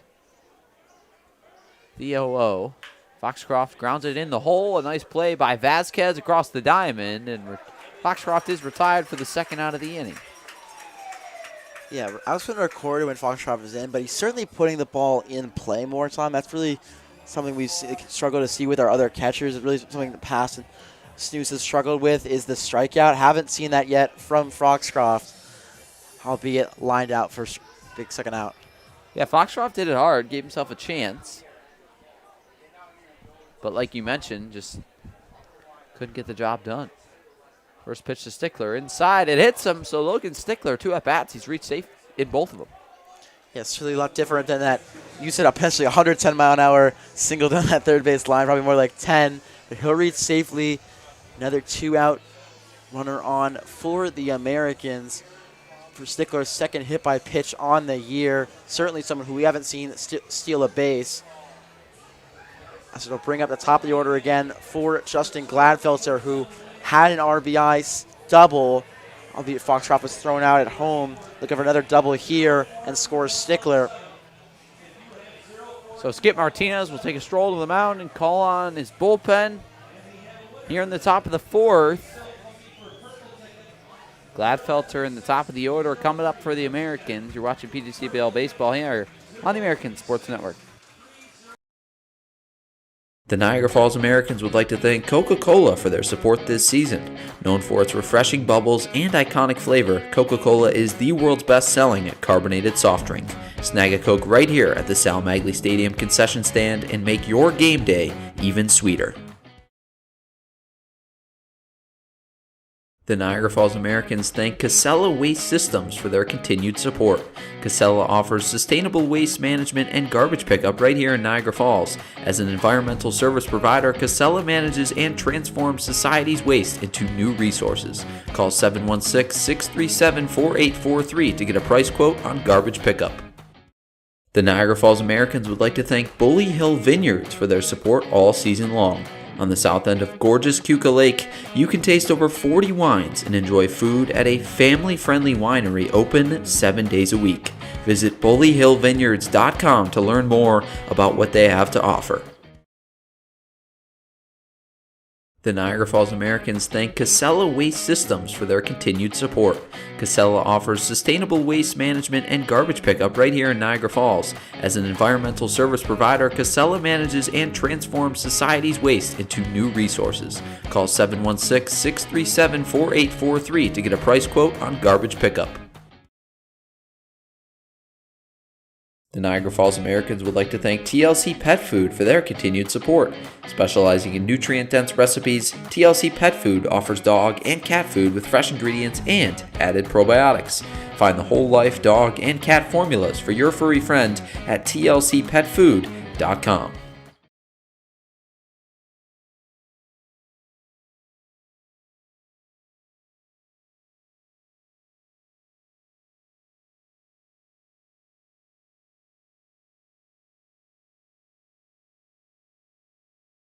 Back here at Dwyer Stadium, a new pitcher for the Muckdogs. The left-hander, Dean Hoshide, from Pomona Pitzer Colleges, all the way from Los Angeles, California. First pitch from the lefty is a curveball in there, called strike. Hoshide had a really good year this summer for the Muckdogs so far in 8 appearances. 8 appearances, 8 innings, 1.13 ERA. It's only given up 1 run in those 9 innings. Pitch, outside corner, called a strike. So now 0-2 here against Gladfelter. Someone we haven't seen all year, Tom, just sort of evaded us. Pitched yesterday, or excuse me, didn't pitch yesterday, pitched against on July 3rd against the Pioneers, went 1 1/3. That was his only run given up. That one just misses against Gladfelter. So still won the game 10-4. He got the win in relief. 2-0 on the year. Got a win against the Ironbacks. They won 8-6, so 2 straight games with a win. He's going to have his work cut out for him to try and get it here. Hoshide, a pick off to first. Stickler slides back in time. Really someone we haven't really seen, Tom. Someone not really on our radar that much, but 1.13 ERA, you're down 5 runs. You obviously want to bring in one of your best relievers, arguably him and Woodley. Pitch called, strike 3, dropped behind home by Socorro, but Gladfelter down on strikes for the 3rd out of the inning. So Hoshide comes in and does his job, getting Gladfelter down looking. The Muckdogs coming to bat here in the bottom of the 5th against the Niagara Falls Americans.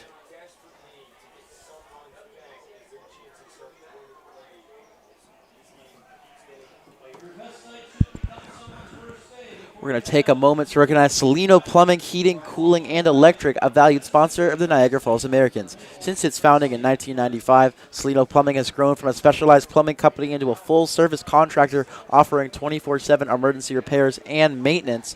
Salino Plumbing's local Buffalo plumbers are licensed, experienced professionals who work with your best interests in mind.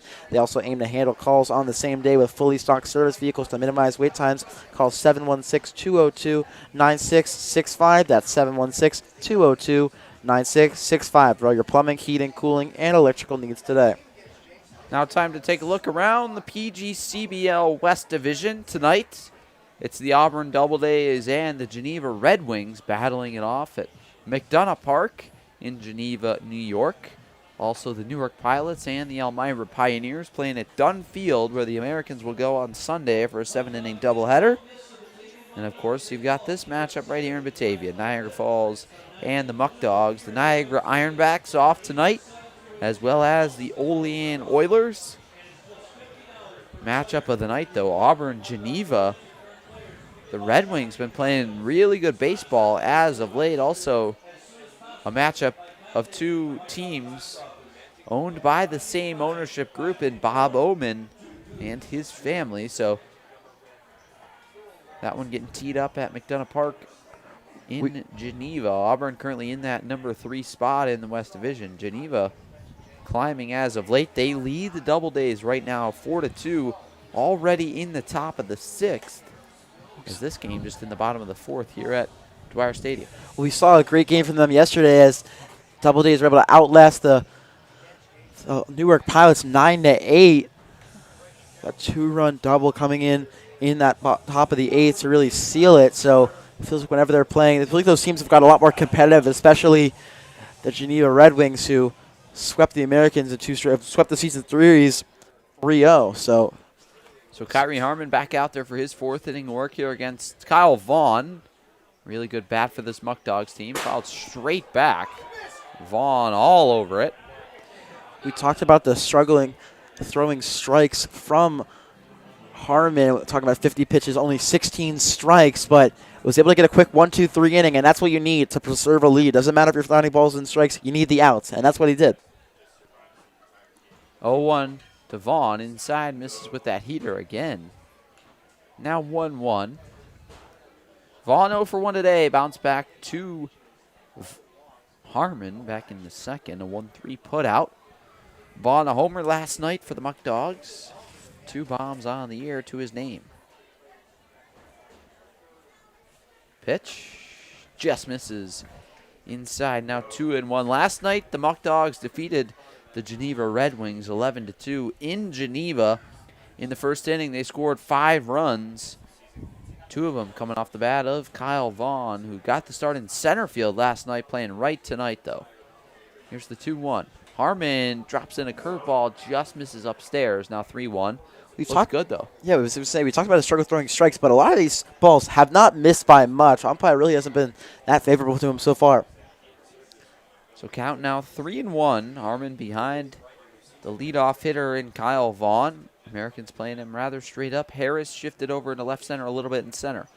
Vaughn fouls it off his foot now 3-2. The last time these 2 teams played back on July 4th, the Muckdogs won a close one 2-1 after an E1 in the top of the 9th on a bunt gave the Muckdogs the lead. But in that game, the Americans, no walks. The first time they've had 0 walks in a game all season, which was a rarity because this team has been top 5 in the league in walks pretty much the entire year. That one lined into right field. Coming on Zangardi. He makes the catch. Nice job by Kyle Vaughn to give himself a chance at a base hit. But a nice catch from Zangardi. Yeah, with the crack of the bat, we thought that one might just drop in for a base hit, but right there for Zangardi, who's in right this time, opposed to left yesterday. Big first out, full count, and he's able to get out of it. We saw him throwing a couple balls that time, able to get a couple walks, but throws it in the zone, able to get a huge first out. More of that bottom of the 3rd from Harmon there. Yeah, heck of a play by Zangardi coming on, making the catch. Made an unbelievable catch last night down the left field line, making a nice diving play. Also made a shoestring grab late in the game in the bottom of the 9th. 1 out now in the inning, count 1-0. Here against the lefty Braden Redmond. Pitch upstairs, misses now 2-0. Yeah, getting really cloudy now a little bit, but not super dark in terms of rain clouds. Count is 2-0. A hitter's count to Braden Redmond from Salisbury. Pitch outside, misses now 3-0. That was really what I was thinking, Tom. Obviously, we've seen sun showers this year, so how dark it is really doesn't determine anything, but looking to have it a pretty good day as the Americans are up by a lot. Don't want to have rain. You want to have it come again another day. Harmon behind 3-0. Pitch to Redmond outside. He walked him on 4 pitches. So after a leadoff line out from Kyle Vaughn, another walk issued by Kyrie Harmon. That's his 5th of the night, just in 3 1/3 now. Yeah, a little bit of an issue here. Walks are how these teams able to get back into this game. As Redmond at first base. No stolen bases on the year, but doesn't mean he won't try it. We've seen Foxcroft not get anyone out yet via the stolen base, but he was certainly close on that one from Russell. Here's Jaden Vasquez batting from the right side. He was hit by a pitch back in the second inning, but got stranded at third there in the big one-run letdown of an inning, you should say, for the Muckdogs. And he gets hit again. So Harmon's hit Vasquez twice in 2 at-bats. Now first and second with 1 out for Brian Johnson. Another jam sort of appearing here for Harmon, self-inflicted with that 4-pitch walk and that hit by pitch. So bring up the end of the lineup in at Brian Johnson, who walked his last time up. So Johnson digging in from the right side from the Bahamas. Getting the start in center field tonight, batting 10th. So Cooper Russell on deck, the leadoff hitter for the Muckdogs. Harmon out of the stretch, would love to get it done here against Johnson. 1 out pitch, misses upstairs with the fastball. Harmon didn't like it, wanted that call at the top of the zone. He's looked for that curveball a lot of times, and they've just said it's a bit upstairs, but certainly something you'd want to look out for because he's missed by not a lot. 1-0 pitch in there, called strike. Now 1-1.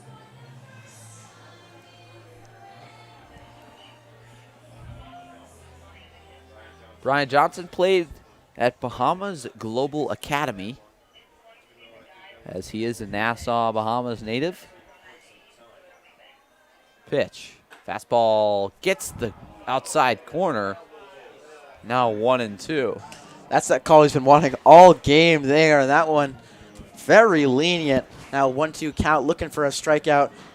Route number 2 or a ground ball here as he's finally in control of an at-bat for the first time in a while. Johnson can run, so the Americans will have to be quick if they want to. Cooper Russell on deck. Harmon going to step off as Redmond was kind of bouncing off second. Vasquez really off of first. Almost looked like he was ready to take off before the pitch was even thrown. Wondering if something's on here. We've seen those double steals. Foxcroft's got to be careful here. Harmon checks Redmond at second. Delivers. Bounce to the right side. Weiss by himself fields. He'll have one play. Makes it, steps on first. So Vasquez again off of first. Looked like he even took off and looked at Redmond at second, who didn't steal on the play. Maybe some confusion. But Johnson bounces into a 3-3 unassisted put out.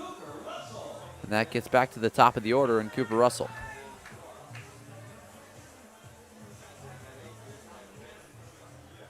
Once again, another big spot here for Cooper Russell. Russell in the box, batting from the right side. 2 out pitch, fouled off behind home. Now 0-1. Russell not a big guy by any means, just 5'7", 160 pounds. Going to be an incoming freshman at Brown University in the fall. Hit 400 in June. Now batting higher than that in July. Misses outside. No, he doesn't. Gets the call in the outside corner, so Harmon quickly ahead 0-2. Russell, the only reason this game isn't 6-0 after that RBI walk. It's certainly a long ways to go if he wants to get there. 0-2, trying to get out of this inning without Inman being up. So a big pitch incoming for Harmon. He's way ahead of the Muckdogs leadoff hitter and Cooper Russell. Harmon deals outside, misses. Now 1-2.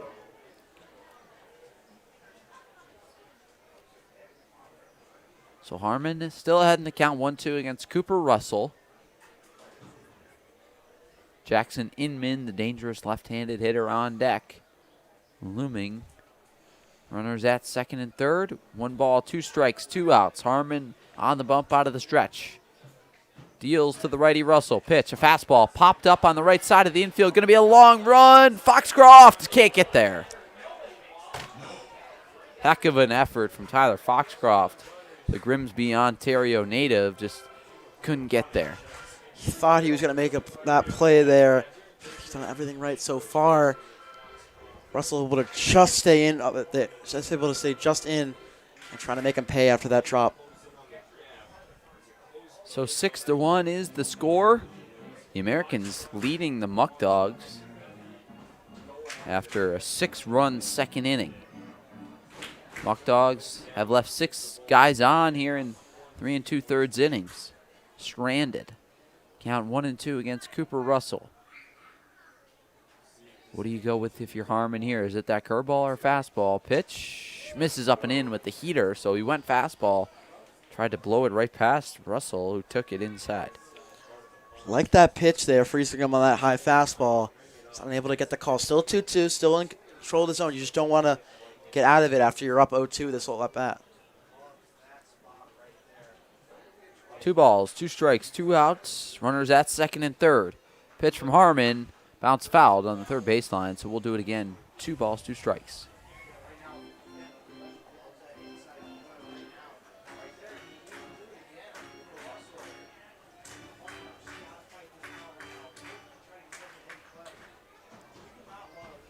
Six to 1, the Americans ahead of the Muckdogs. First place Muckdogs against the 8th place Americans. Harmon out of the stretch. 2-2 pitch to Russell.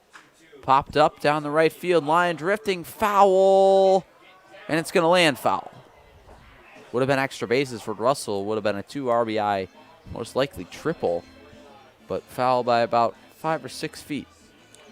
Couple big foul balls here, just trying to blow it past him. After that Foxcroft play, a lot of foul ground behind home plate here, Tom. Certainly one of the big components of Dwyer Stadium. Yeah, if a ball were to get by Foxcroft, that's 1 run definitely scoring in Braden Redmond over there at third. What makes this Muckdogs team so dangerous is their ability not only to hit and hit for power, but it's their ability to pitch and get strikeouts when they need it. And so far tonight, they really have not done either. 6 to 1, the Americans ahead. 2 balls, 2 strikes, 2 outs. Pitch misses upstairs.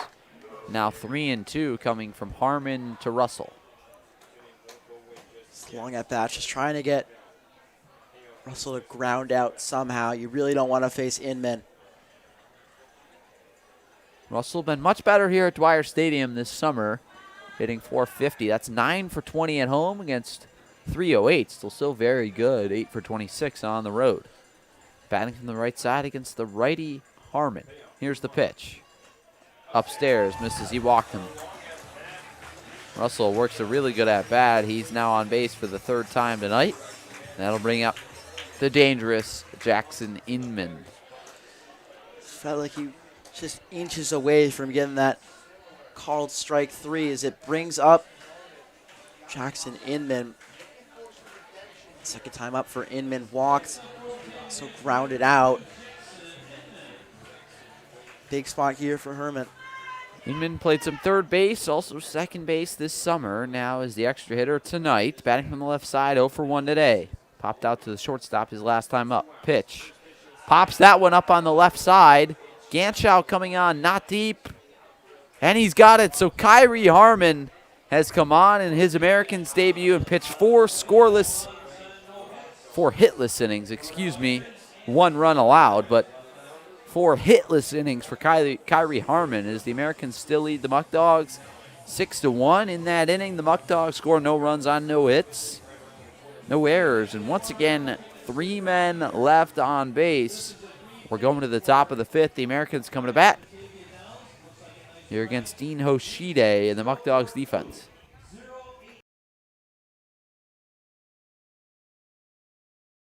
The Niagara Falls Americans appreciate the support of Stalka Agency. Serving Western New York since 1957, Stalka Agency makes insurance simple through proactive planning and straightforward conversations.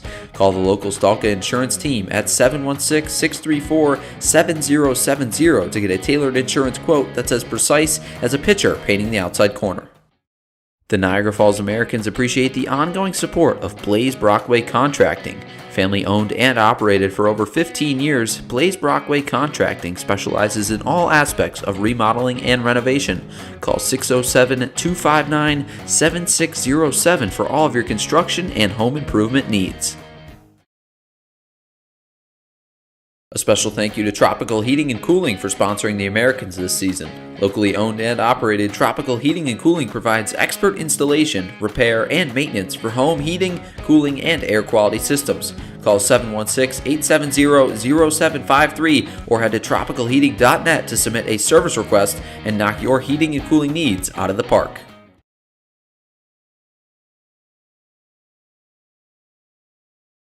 So David Harris will lead things off here for the Americans. Batting from the left side, the Essex, Vermont native.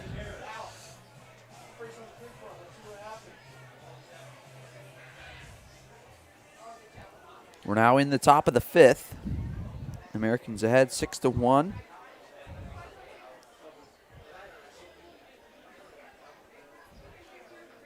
First pitch of the at-bat to Harris, taken outside for ball 1. Here's 0 for 2. Did able to have 2 run scores. He reached on that E6. He flew out. Harris ahead in the count 1-0 here against Toshide. Pitch. Curveball misses upstairs. Now 2-0. Hoshide appeared in 9 games on the mound this year at Pomona Pitzer. Posted an 11.65 ERA with 15 strikeouts in 17 innings. He attends Pitzer College. Pitch. Harris fights that one off down the left field line. Pomona College, Pitzer College kind of combined together for athletics. But he attends Pitzer out in California. Lefty guy. 5'10" out there on the mound. All the way from Los Angeles. Pitch to Harris. Hit out of play down the third baseline. Count now 2-2.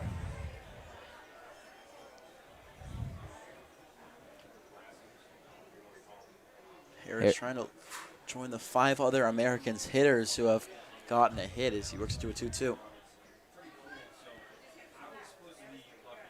Lefty-lefty matchup. Pitch.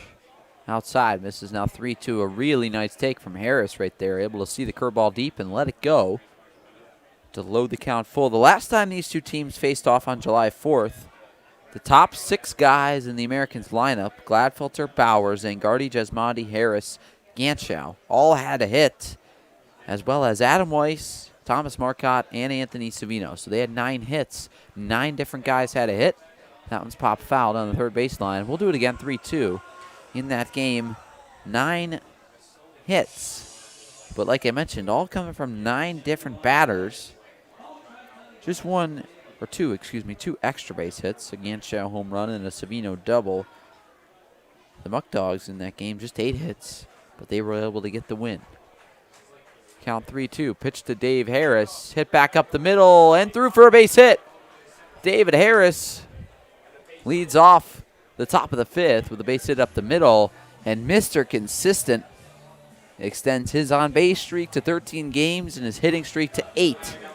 We've seen solid defense to those middle infielders in Vasquez and I, but when it hits off the back of the mound, that one just explodes into center field. So another leadoff runner on for the Americans now in this game. They're 2 for 5. And Harris certainly a threat to run. Yeah, definitely is. As that one's dropped, and there goes Harris, and he takes second. Now the Americans have a runner in scoring position, and David Harris. Speaking of threat to run there, Tom, but obviously wild pitch. The big spot here for Ganschow, who already has 2 hits. Looking to tack on a third and get that 24th RBI.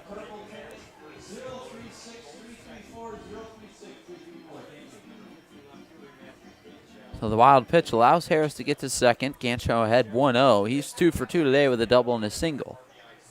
Pitch outside misses. Now 2-0. Ganschow, a guy that's driven in the most runs for the Americans this year, but also a guy with a lot of pop. Shide's only given up 1 earned run in his 9 innings. Americans looking to double that here. Good hitters count here for Ganschow. 2-0. Pitch from Hoshide. Misses way up and outside. And Harris will get to third. There goes Harris for home. Harris takes off. The play at the plate. He's in there. David Harris goes 180 feet and makes it a 7-1 game. The Americans have a 6-run lead against the Muckdogs. I was thinking right when that ball gets away, is he going to try and score from third here? Because Sikora really wasn't rushing to get that ball because he's thinking there's no way he's going to steal from second. That's not something David Harris would do, but that is something David Harris would do. Great throw, or not a great throw to get in safely. Harris head for his slide. Americans up 7-1, and that's an earned run.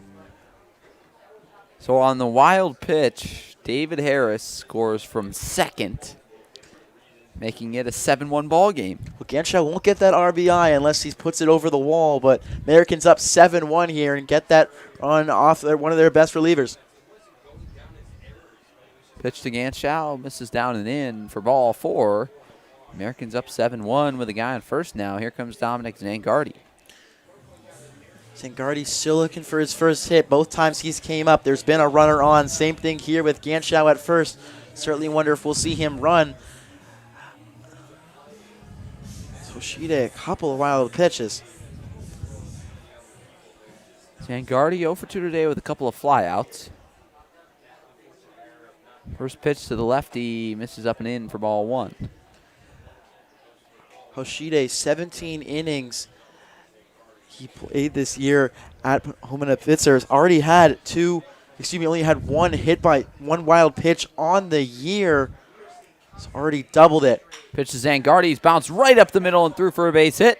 Ganshaw going around second, head for third, and he'll get there. Good base running by the Americans tonight. That one gets by. Zangardi going to head for second, and he gets there. So Zangardi gets to second on an E8. And the Americans set up second and third with nobody out in the inning. That hit was identical to the David Harris one. Just once again off the end of the mound, able to get in safely.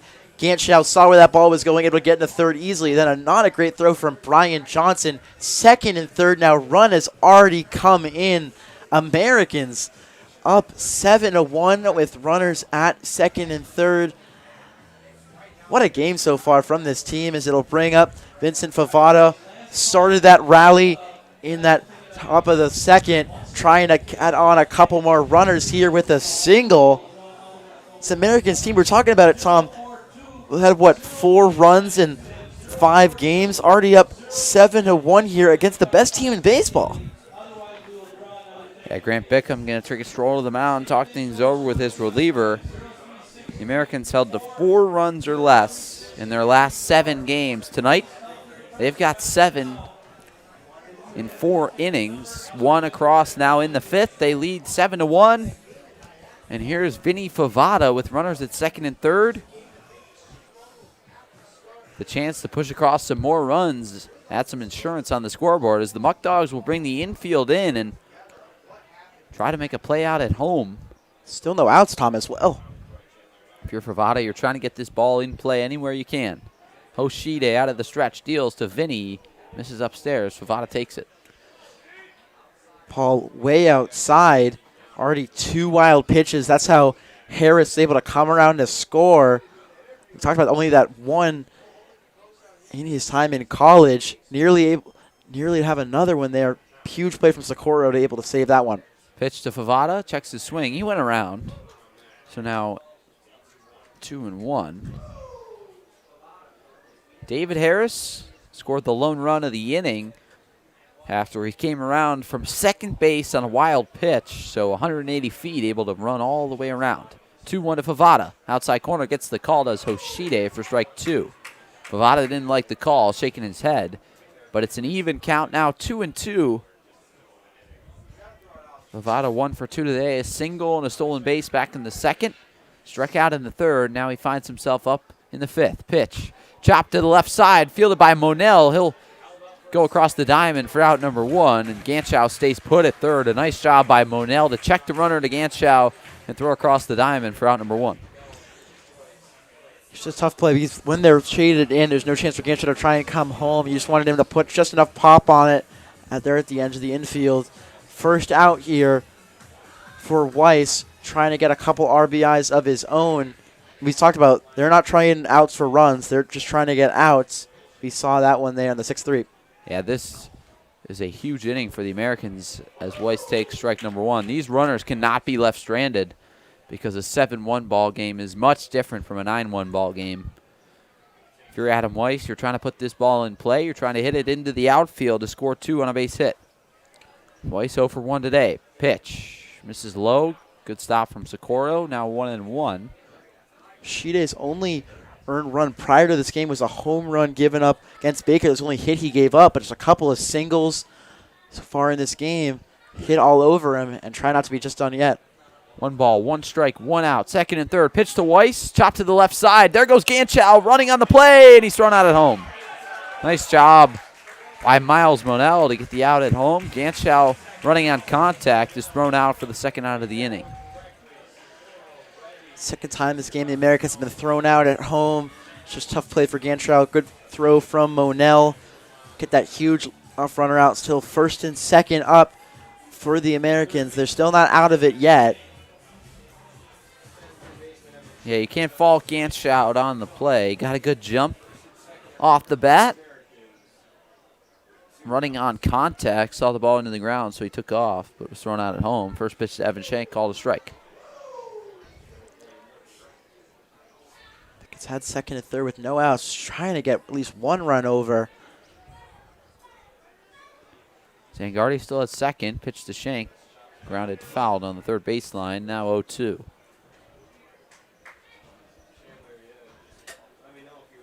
Just a couple quick ground outs to third. Shank's trying to put the ball in play as he struggles so far in this game, over 2. Yeah, behind the count now, 0-2. Pitch in there, called, strike 3. So Dean Hoshide works into and out of trouble, only allowing 1 run in the inning on 2 hits, 1 error in the inning, and 2 runners left on base.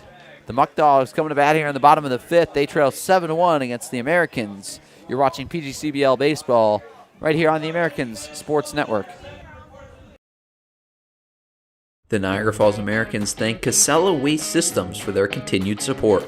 Casella offers sustainable waste management and garbage pickup right here in Niagara Falls. As an environmental service provider, Casella manages and transforms society's waste into new resources. Call 716-637-4843 to get a price quote on garbage pickup. A special thank you to Tropical Heating and Cooling for sponsoring the Americans this season. Locally owned and operated, Tropical Heating and Cooling provides expert installation, repair, and maintenance for home heating, cooling, and air quality systems. Call 716-870-0753 or head to tropicalheating.net to submit a service request and knock your heating and cooling needs out of the park.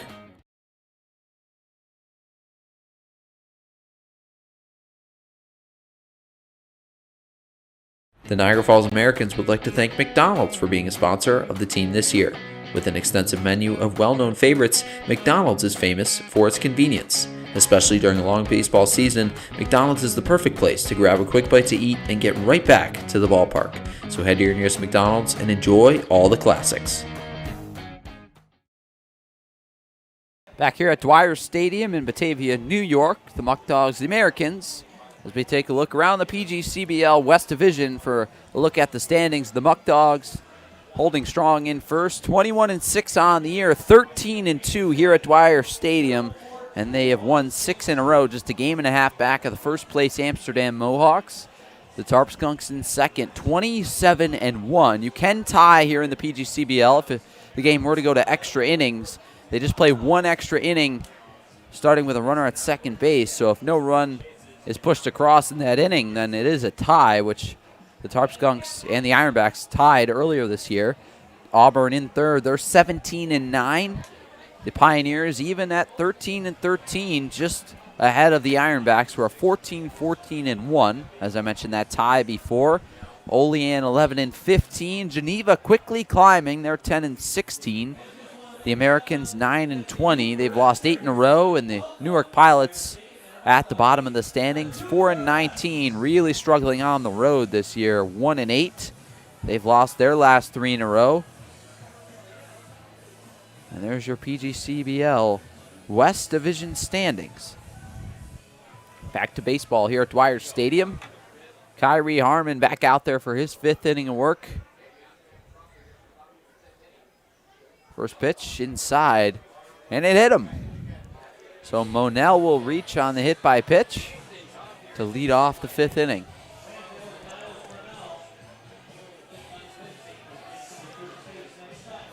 Another hit by pitch, so leadoff runner gets on again for the Muckdogs.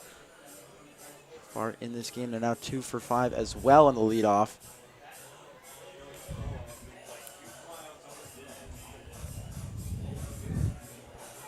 Here's Joey Socorro. He's 0 for 2 today. Now Monell off first. Good speed over there for the Muckdogs. Harmon out of the stretch. Monell takes off early, and he's got second stolen. Harmon stops his motion even. So a balk gets Monell to second.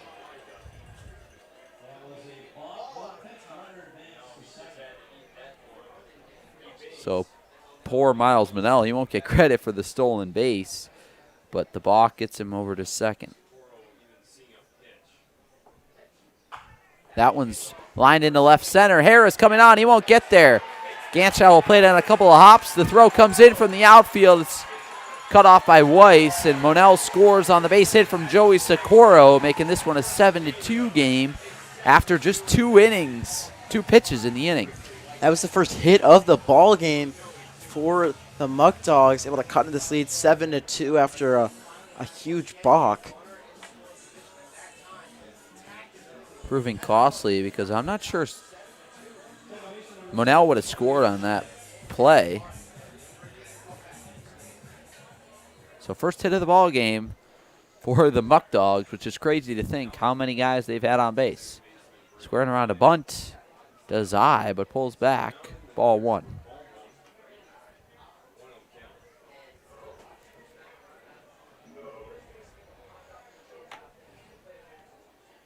Harmon thrown 75 pitches in the ball game. We're now in the 5th. No outs, though.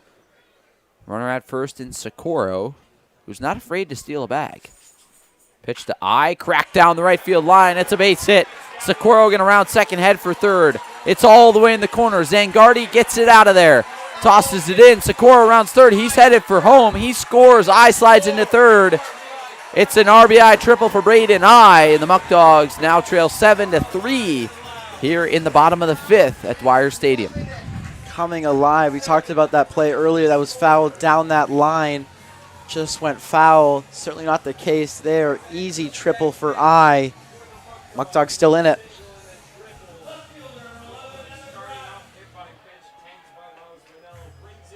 So the Americans not going to bring the infield in. They're ahead 7-3. Here's Evan Brock. Dangerous hitter after dangerous hitter for this Muckdogs team. Lacing a triple down the right field line. Harmon out of the stretch, deals. This is low, ball 1.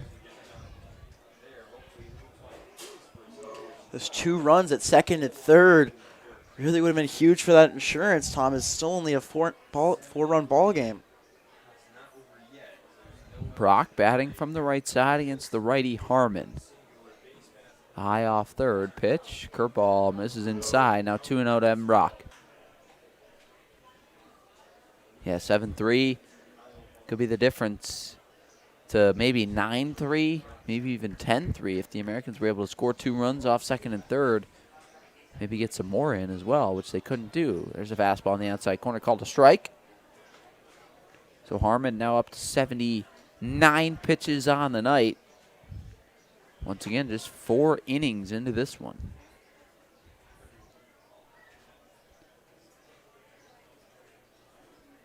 Off third. Count is 2-1 here against Evan Brock. Pitch from Harmon. A fastball. Brock pops it up behind home, drifting on a play. Foxcroft won't get there. And it gets the ball down. No, it doesn't. It almost got the ball down off the net. No, that's not moving. Let's go.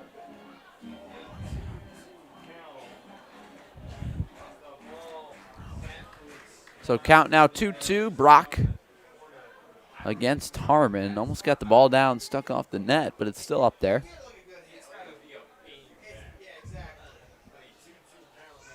Count is even. Braden off third. Harmon out of the stretch. Deals to the RBI machine, and Brock, curveball called. Strike 3. Strike 3, Kyrie. And he gets Evan Brock down on strikes. Huge strikeout from Kyrie Harmon. That's his first strikeout. Crazy to say that is 4 straight innings. Gets a huge first out. Trying to leave that runner at third of the way down. So now batting from the right side is Kyle Vaughn. He's 0 for 2 today. Off third, pitch upstairs, misses 1-0.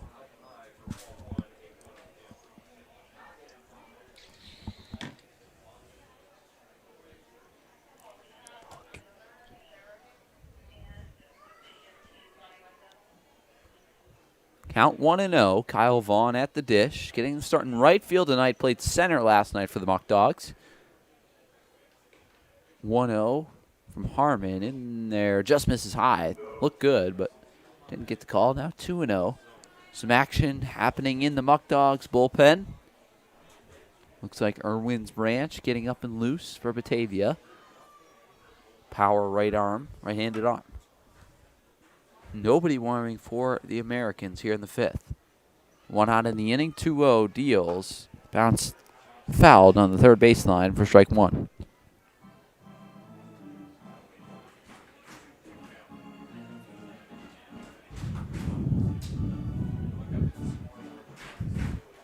Muckdogs 2 for 10 with runners on so far. 1 for 9 with runners in scoring position. It'll be a 2-1 from Harmon. Pitch, curveball, skied out to left field.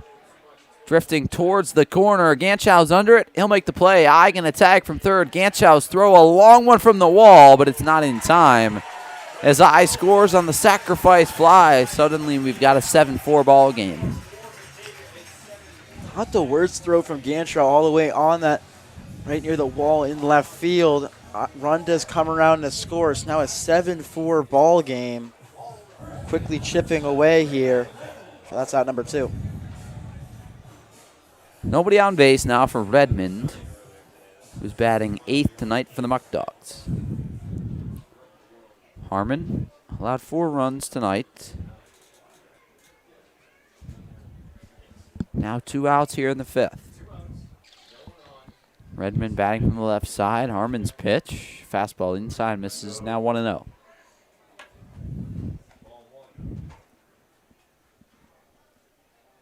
Redmond going to be an incoming freshman at Salisbury University in Maryland. A really high-level Division III school. Pitch.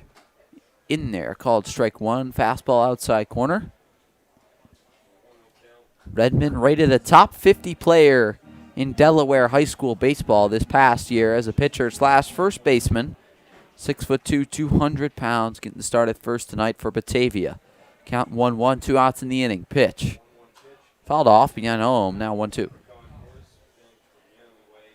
Looking for that second strikeout in this inning. Trying to keep it a 3-run game.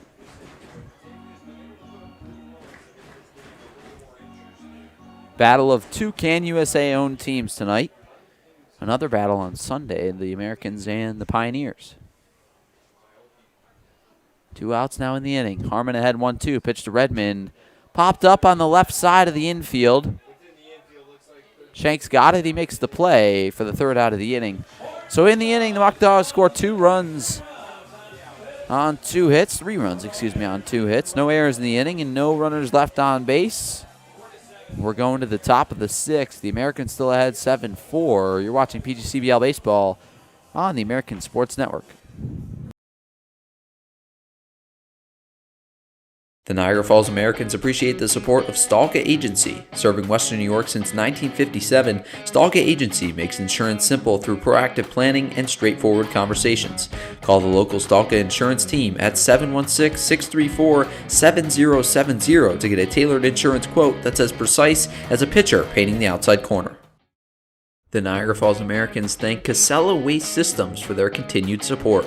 Casella offers sustainable waste management and garbage pickup right here in Niagara Falls. As an environmental service provider, Casella manages and transforms society's waste into new resources. Call 716-637-4843 to get a price quote on garbage pickup. The Niagara Falls Americans would like to thank Coca-Cola for their support this season. Known for its refreshing bubbles and iconic flavor, Coca-Cola is the world's best-selling carbonated soft drink. Snag a Coke right here at the Sal Magley Stadium concession stand and make your game day even sweeter. The Niagara Falls Americans appreciate the support of Greater Together Credit Union. Greater Together Credit Union provides personalized banking, loans, mortgages, and savings accounts for anyone living, working, or attending school in Erie or Niagara counties. For more information, current rates, or to apply for membership, visit greatertogethercu.com. Back here at Dwyer Stadium in Batavia, New York, a new pitcher Coming in for the Muckdogs, it's Irwin's Branch.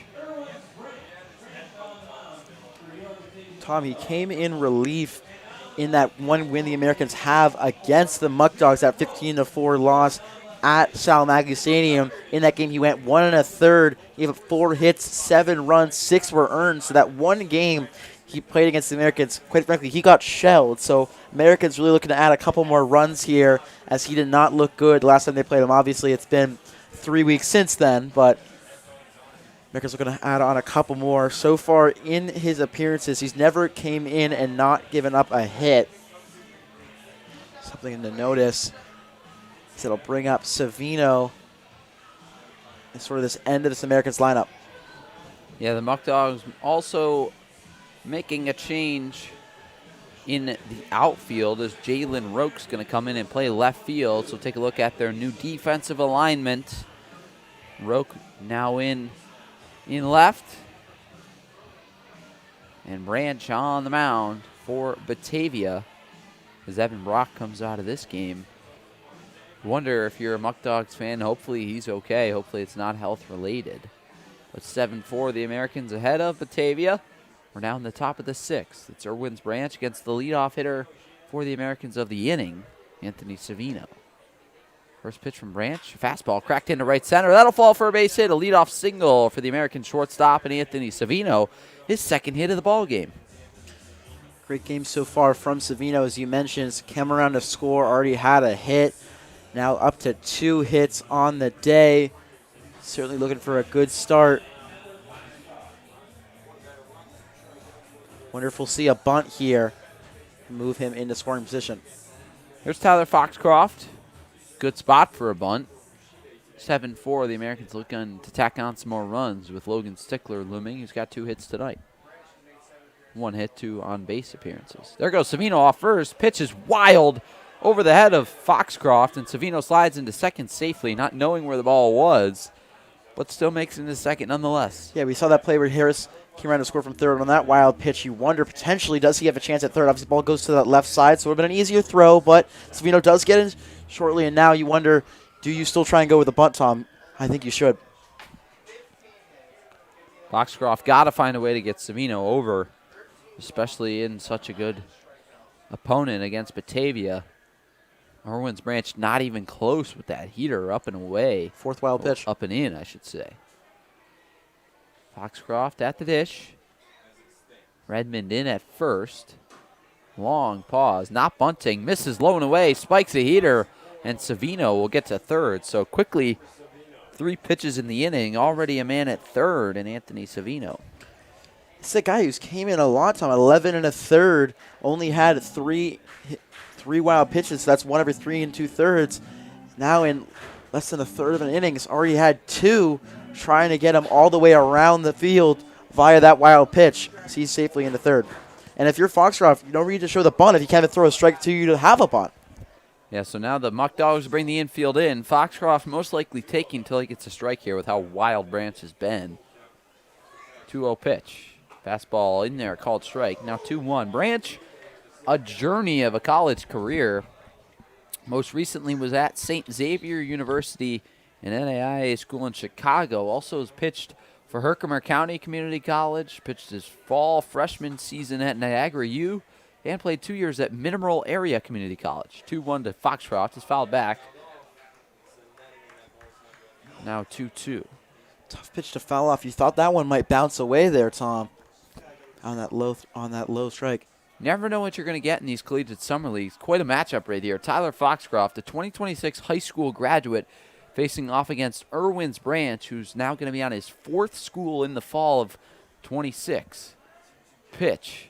Outside, gets by Socorro. Here comes Savino. He'll score. 3 wild pitches. Savino goes from first to second to third to home after a leadoff single, and the Americans now lead 8-4 against the Muckdogs.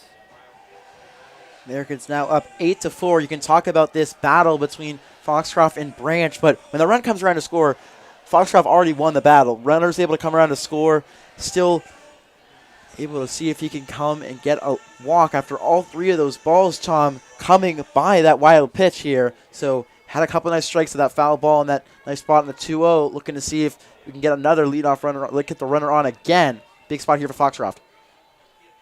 Pitch to the Americans catcher. Fastball popped up on the right side of the infield. Redmond backing up, eye over. He makes the catch for the first out of the inning. Foxcroft is retired. For Foxcroft to 0 for 3, but has certainly put Harrell on the ball. So bring up Stickler, who was hit by a pitch from Shide and had that slow dribbler down that left field line. Stickler batting from the right side, and now his third at bat against the righty Branch. Pitch, a fastball outside corner, called a strike. Yeah, those 3 wild pitches in that last at bat, you cannot fault Joey Socorro at all because of how wild they truly were. Really didn't have a chance at blocking any of them. Not at all. And he's made a couple of great plays to help the Muckdogs out from wild pitches. No chance there. It'll be an 0-1 from Branch to Stickler. Pitch outside. That one gets by Socorro. Nobody on base this time, but man, has he been wild.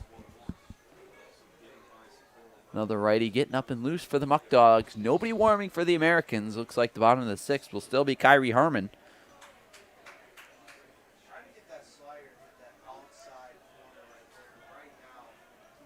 Count 1-1.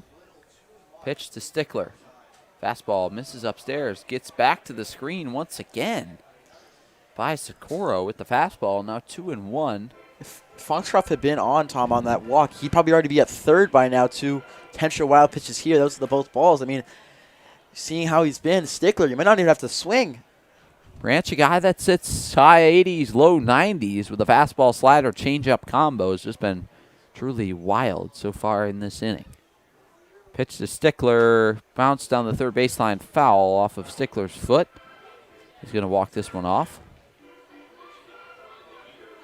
Stickler played for the Americans last summer.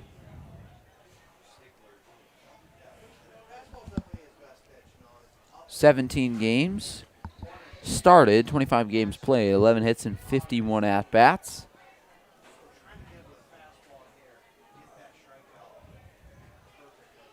Stickler committed to York College of Pennsylvania, Division II school out of high school.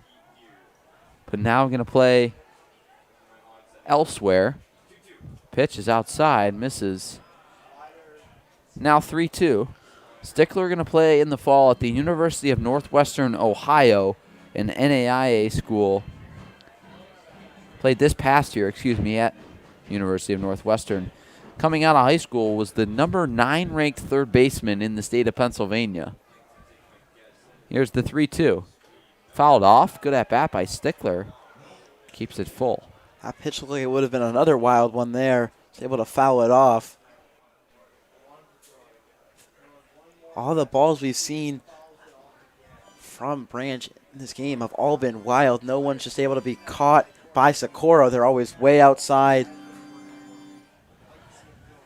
That's why you want to get runners on, because they can easily get around on their own accord. It'll be a 3-2 from Branch to Stickler. Pitch. Swung and a miss, strike 3. Branch gets Stickler down on strike for the second out of the inning. 3 wild pitches with 3 strikes there, but get it past Stickler. So that'll flip the lineup over, and Justin Gladfelter, the second baseman tonight for the Americans. He's 1 for 3 with an RBI double that he had back in the second. Started the game with a ground out to second, a sharp ground out, that is. Also struck out looking back in the fourth on a questionable call. Gladfelter certainly didn't think it was strike 3. Gladfelter, a good eye, though. Certainly someone who can get on base. We've seen how wild Branch is. Pitch misses low for ball 1. First sort of normal ball we've seen that Socorro's been able to handle. Yeah, there's that slider from Branch. Fastball, slider, changeup mix for the righty. Behind in the count 1-0 here against Gladfelter. Pitch. This is upstairs. Now 2-0.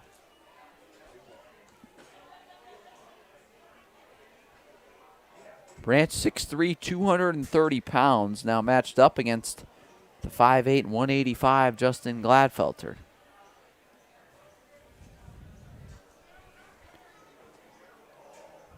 Gladfelter way ahead in the count. 2 outs now in the inning. We're in the top of the 6th. Pitch called a strike. Just got the corner. Now 2-1.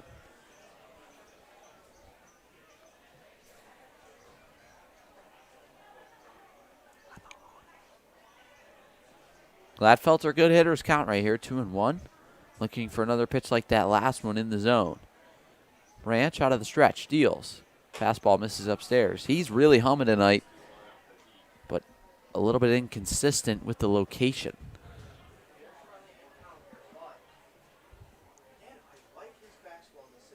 Orange Branch, 15 pitches here. Only 9 strikes. Count 3-1, 2 outs in the inning. Nobody on. Pitch to Gladfelter. Misses way outside. Another spiked heater from Branch. And Gladfelter reaches a guy you don't want to have on if you're a Muckdogs fan. But Gladfelter hasn't been stealing a ton of bases as of late. His last stolen base, Ethan, June 30th against the Red Wings. 20 on the year. And hasn't stolen a base in over 9 days. Speaking of a guy you don't want to have up, Dave Harris, who's came around to score a couple times. Once has a hit, also reached on that error. You know, Harris certainly has a good batter's eye as well. See Gladfelter getting around here. You just really wish the Americans had gotten a couple of runners on with Foxcroft and Stickler, because you think they could have came around on those wild pitches we saw in the Gladfelter and the Stickler at bat. Gladfelter back in time on the pickoff. Harris batting from the left side. It's going to be a big at-bat for Socorro. Has to hold on to the wild pitches and deal There with goes Gladfelter. Gladfelter. Swinging, bounced to second, fielded, and on to first is I. So Harris down after a ground out to second. But in the inning, the Americans score 1 run on 1 hit. No errors, 1 runner left on base. We're headed to the bottom of the 6th. Americans lead 8-4. You're watching PGCBL Baseball on the Americans Sports Network. The Niagara Falls Americans appreciate the support of Stalka Agency. Serving Western New York since 1957, Stalka Agency makes insurance simple through proactive planning and straightforward conversations.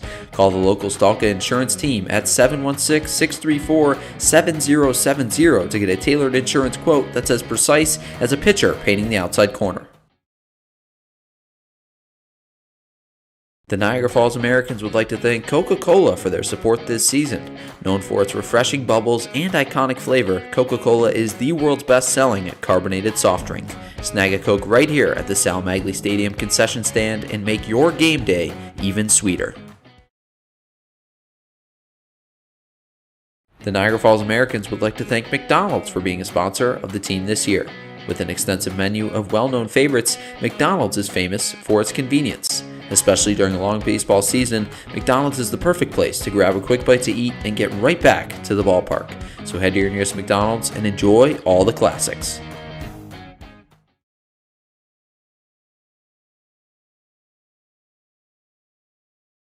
Back to Dwyer Stadium in Batavia, New York. A beautiful sky now on a Thursday night here in Genesee County.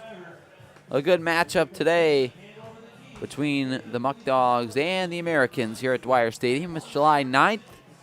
Still got plenty of baseball left in this one as the Americans lead 8-4. Kyrie Harmon back out there for his 6th inning of work and just his first start as an American. You wonder really who the Americans have coming out of the bullpen in this game. Not much pitching depth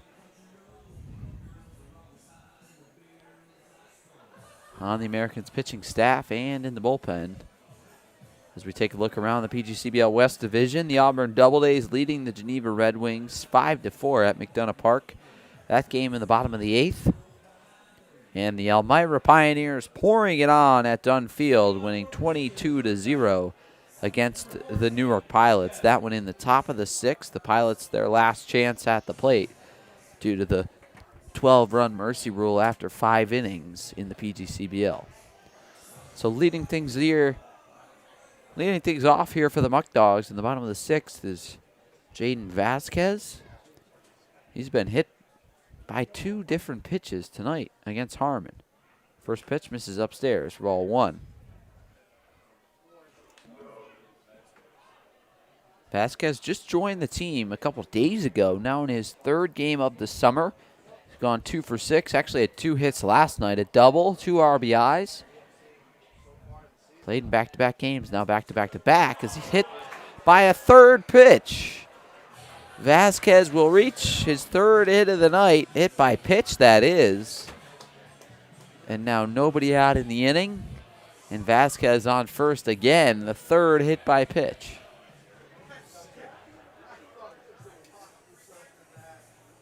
It's a rough game for Harmon, really no one in that bullpen. So it's all of him right now.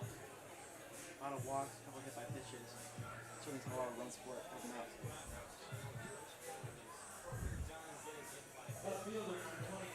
So here's Jalen Rook hitting in the spot for Brian Johnson.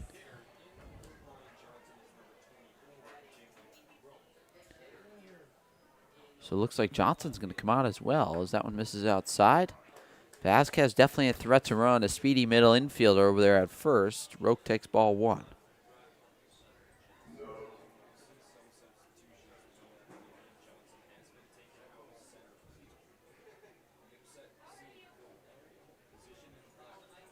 Rook in left now, so that means Johnson out of center.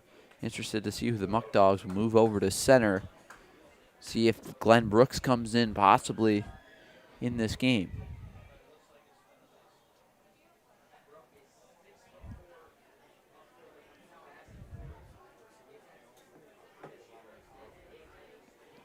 Out of the stretch, 2-0 count, pick off, and he throws it away.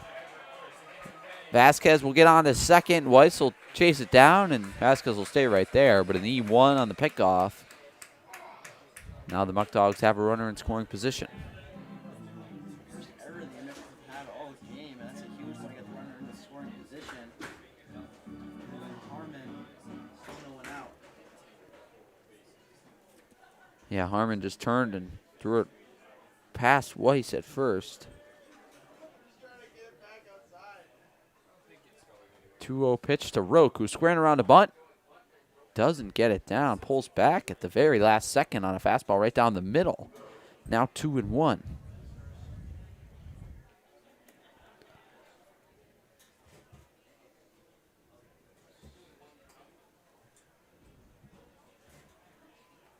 Harmon out of the stretch, deals to Rook, and he hits him. Second hit by a pitch of the inning.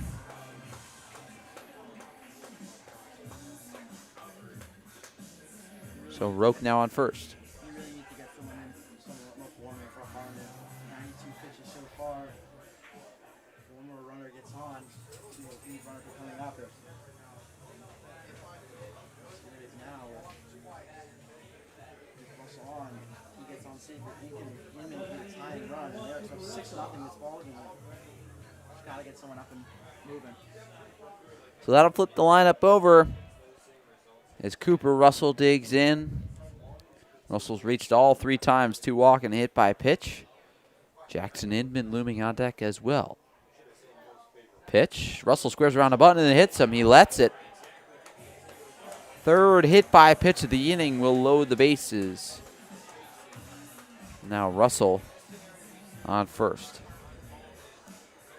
Coming out. This is a huge situation here. I feel like the Americans can control this whole game. They've always had runners to score in those previous 2 innings where there's 3 runs earlier.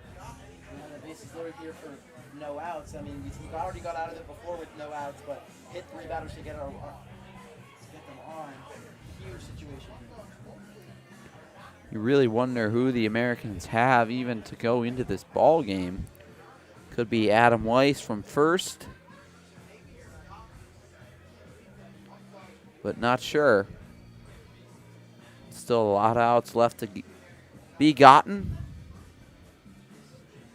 Dan Brick talking things over with Kyrie Harmon. Bases are loaded. The Americans have a force out at any base.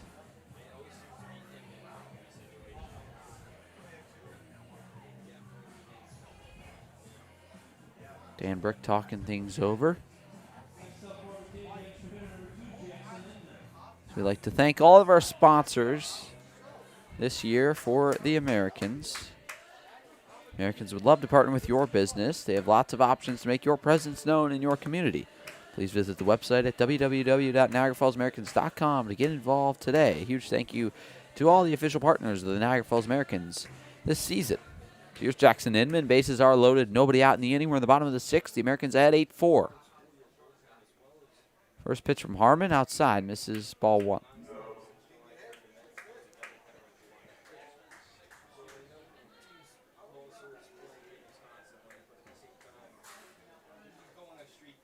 So 8 hit by pitches in the ball game by Kyrie Harmon is incredible when you really think about it.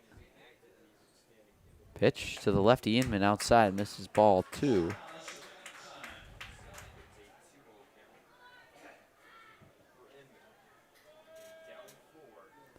Six walks, 8 hit by pitches. Just 2 hits for the Muckdogs, but crazy to think they've had 14 free bases come in otherwise. Harmon behind 2-0. Pitch to Inman. Inside corner. Just misses. Now 3-0.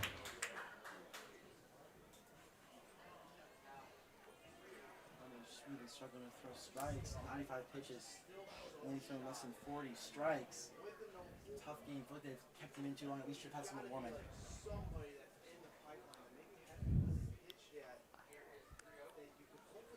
3-0 from Harmon outside. He walked him.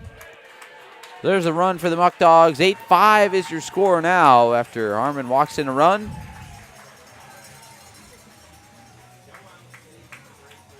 Still nobody out in the inning.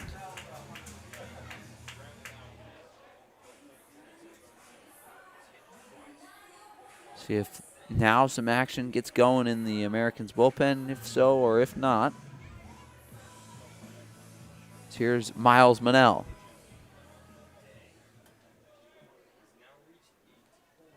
Bases are loaded. Nobody out still. Hinman off first, Russell off second, Rook off third. Pitch to Monell, outside corner, called a ball, 1-0.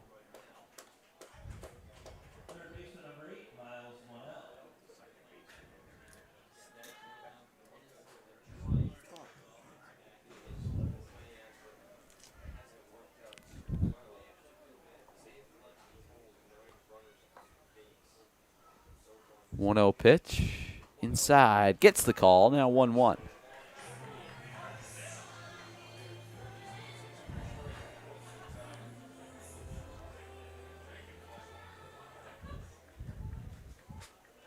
So count 1-1 here against the righty Monell. Monell 2 hit by pitches and a fielder's choice back in the second. Pitch upstairs misses, now 2-1. Harmon behind of Monell. Trying to get Monell out, but it's tough because you bring up Socorro and I with the only 2 hits for this team back to back. Muckdogs have left the bases loaded 3 times tonight. The first, second, and fourth innings. Try not to do so here again, but still nobody out in the inning. 2 balls, 1 strike. Pitch from Harmon, a fastball outside, now 3-1.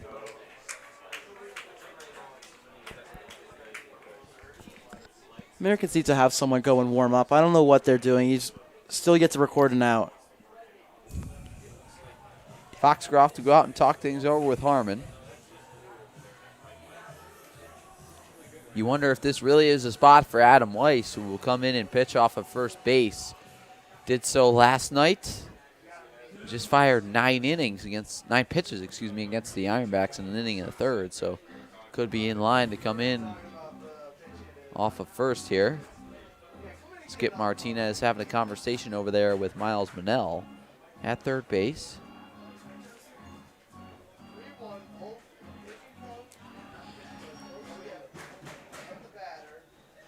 Kyrie Harmon back on the rubber, behind in the count 3-1.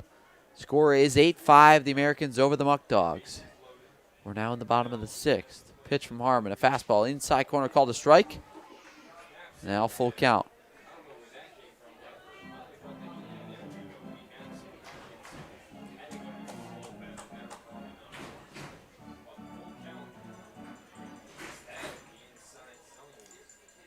3-2 count. Nobody out in the inning. Bases are loaded.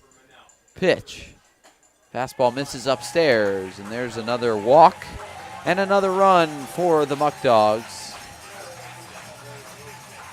As now somebody warming in the Americans' bullpen quickly. You just wonder why it took so long, Tom. You had the bases loaded for 3 batters, and now you suddenly decide to do it as it brings up Joey Socorro at a great time behind the dish, also at the plate, 1 for 3. So back-to-back walks issued by Harmon. Now 8-6. We've got a ball game. Harmon out of the stretch. Weiss in at first. Pitch to Socorro outside. Misses ball 1.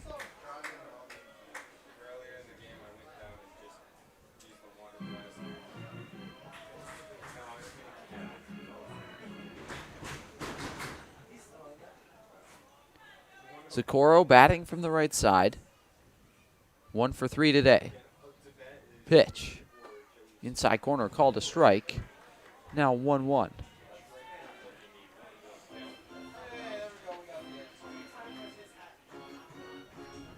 Big spot here for Socorro, who's looking to drive in some runs, maybe even take the lead with a bases clearing hit as he follows that one off down the first baseline. Now 1-2. All these runs coming from the walk. She's looking for an out on a ground out. She don't need to.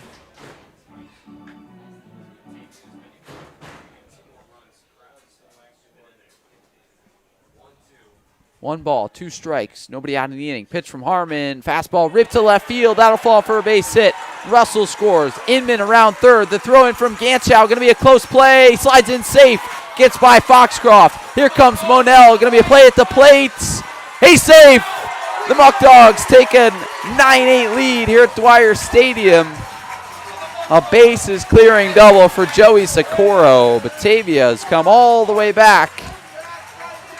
And that looks like it's going to be it for Kyrie Harmon. Just felt like a matter of time. You're up 6-0 in the top of the second. You got outscored 9-2. You have the bases loaded for 4 batters, and finally after the third batter, you finally decide to bring someone in. It's just unacceptable, Tom. He struggles. He has 3 outs in a row, and then after he lets in 2, you finally decide to bring someone in. You have to start him up warming immediately. I mean, he looks shaky. He's had the bases loaded 4 times. You think, oh, we should probably have someone warming up maybe earlier, and then they blow the game and you blow the lead, and the game it's still no outs. So a new pitcher coming in for the Americans. You're watching PGCBL baseball right here on the American Sports Network. The Niagara Falls Americans would like to thank Bully Hill Vineyards for their support all season long. On the south end of gorgeous Keuka Lake, you can taste over 40 wines and enjoy food at a family-friendly winery open 7 days a week. Visit bullyhillvineyards.com to learn more about what they have to offer.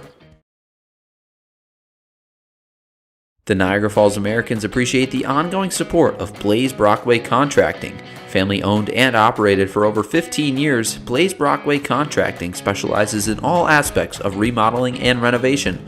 Call 607-259-7607 for all of your construction and home improvement needs. The Niagara Falls Americans would like to thank McDonald's for being a sponsor of the team this year. With an extensive menu of well-known favorites, McDonald's is famous for its convenience. Especially during a long baseball season, McDonald's is the perfect place to grab a quick bite to eat and get right back to the ballpark. So head to your nearest McDonald's and enjoy all the classics. The Niagara Falls Americans would like to thank Coca-Cola for their support this season. Known for its refreshing bubbles and iconic flavor, Coca-Cola is the world's best-selling carbonated soft drink. Snag a Coke right here at the Sal Magley Stadium concession stand and make your game day even sweeter. The Niagara Falls Americans appreciate the support of Greater Together Credit Union. Greater Together Credit Union provides personalized banking, loans, mortgages, and savings accounts for anyone living, working, or attending school in Erie or Niagara counties. For more information, current rates, or to apply for membership, visit greatertogethercu.com. A special thank you to Tropical Heating and Cooling for sponsoring the Americans this season. Locally owned and operated, Tropical Heating and Cooling provides expert installation, repair, and maintenance for home heating, cooling, and air quality systems. Call 716-870-0753 or head to tropicalheating.net to submit a service request and knock your heating and cooling needs out of the park. Back here at Dwyer Stadium in Batavia, New York, the Muckdogs taking a 9-8 lead here in the bottom of the 6th, just pouring it on. A base is clearing double for Joey Socorro. First pitch from the new pitcher, and Alex Glasscock is a ball outside 1-0. Braden I at the plate for the Muckdogs.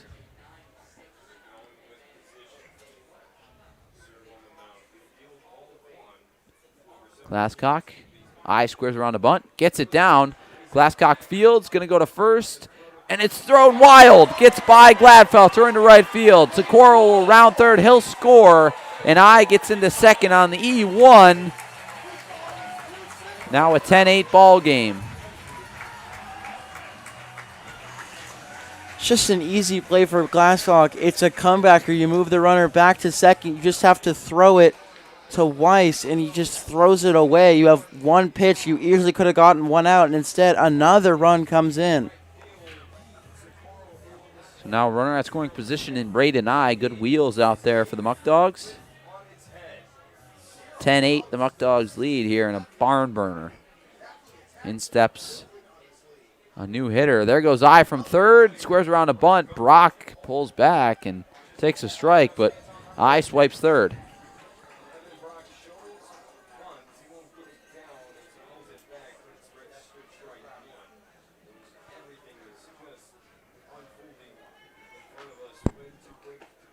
Pitch misses. Now 1-1 to Evan Brock. So Brock now moves over to center. Pitch from Glasscock is fouled off. Now 1-2.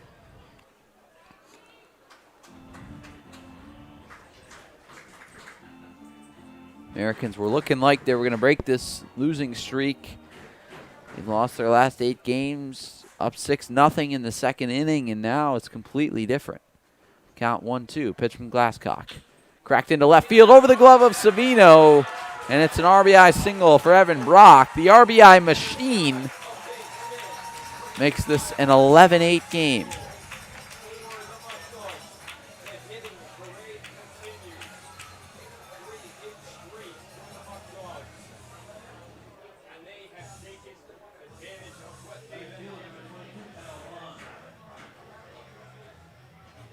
So I scores on the play.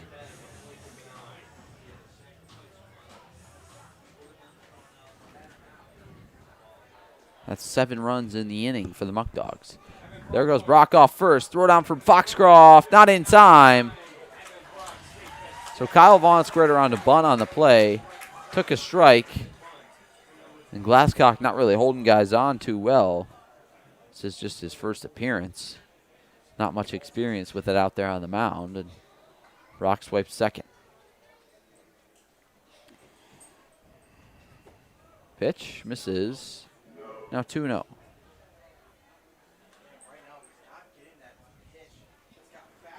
Muckdogs lead the Americans 11-8 here on a Thursday night. Brock way off second. Pitch to Vaughn.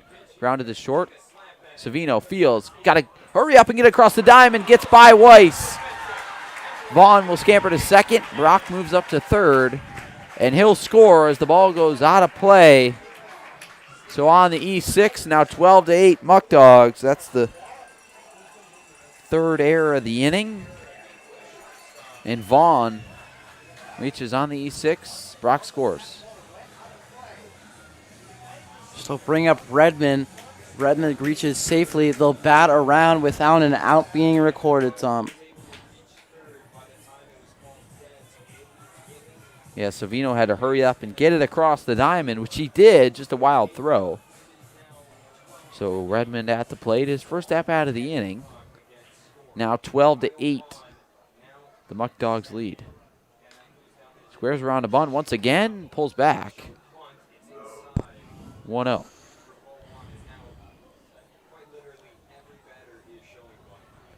mean, we've seen 4 hitters in a row square around. Looking to get these runners up and moving for the Muckdogs in the scoring position.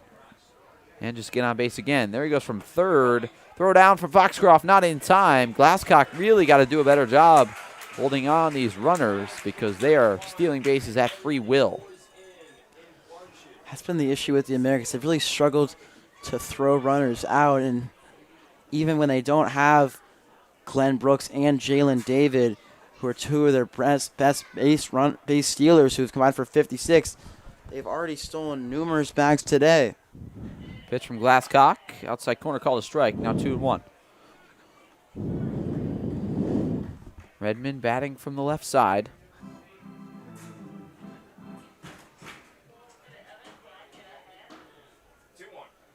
Pitch outside, misses low. Now 3-1. Redmond batting from the left side. He's 0 for 1 today. 2 walks and a pop out to third. 3-1 from Glasscock. In there, called strike with the heater. Now 3-2. Glasscock looking to get first out of this inning. Still a long ways to go, but that would certainly be a start. Americans have the infield in, so a ground ball looking to hold Vaughn over at third. 3-2 from Glasscock. Pitch. Swung and a miss, strike 3. Alex Glasscock gets Redmond down on strikes for the first out of the inning. Longest strikeout, Redmond is only struck out 5 times. We're still at third.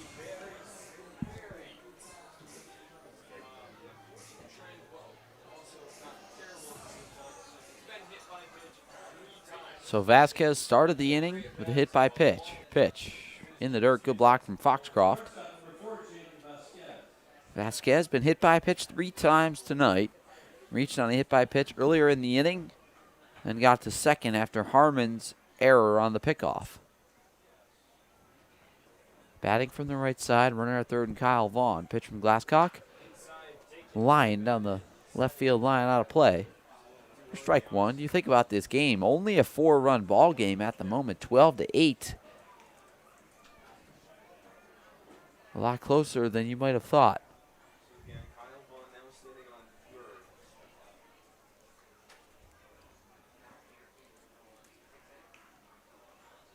Pitch from Glasscock, misses low and away. Now 2-1. So in the inning, the Muckdogs have scored 7 runs. 3 errors in the inning for the Americans that they have just crumbled. Pitch. That one skied out into center. David Harris going back, and he makes the play. Vaughn will score on the sacrifice fly by Vasquez. So second out of the inning is made, but the Muckdogs now lead 13-8.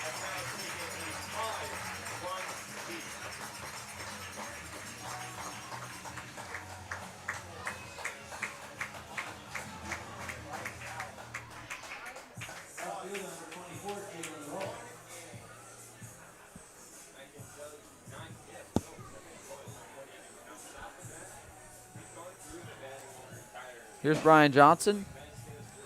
Check that now, Jalen Rook. Rook came in as a pinch hitter earlier in the inning. Skies that one down the third baseline, and it lands foul. Strike 1.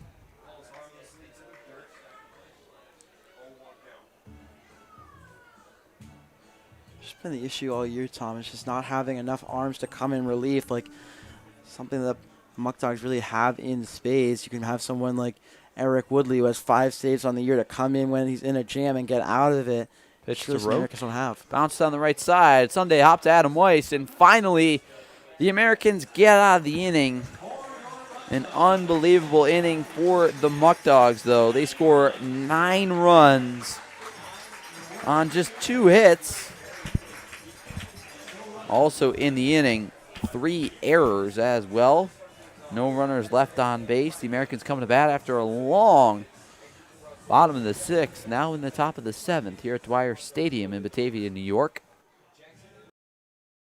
A special thank you to Tropical Heating and Cooling for sponsoring the Americans this season. Locally owned and operated, Tropical Heating and Cooling provides expert installation, repair, and maintenance for home heating, cooling, and air quality systems. Call 716-870-0753 or head to tropicalheating.net to submit a service request and knock your heating and cooling needs out of the park. The Niagara Falls Americans thank Casella Waste Systems for their continued support. Casella offers sustainable waste management and garbage pickup right here in Niagara Falls. As an environmental service provider, Casella manages and transforms society's waste into new resources. Call 716-637-4843 to get a price quote on garbage pickup.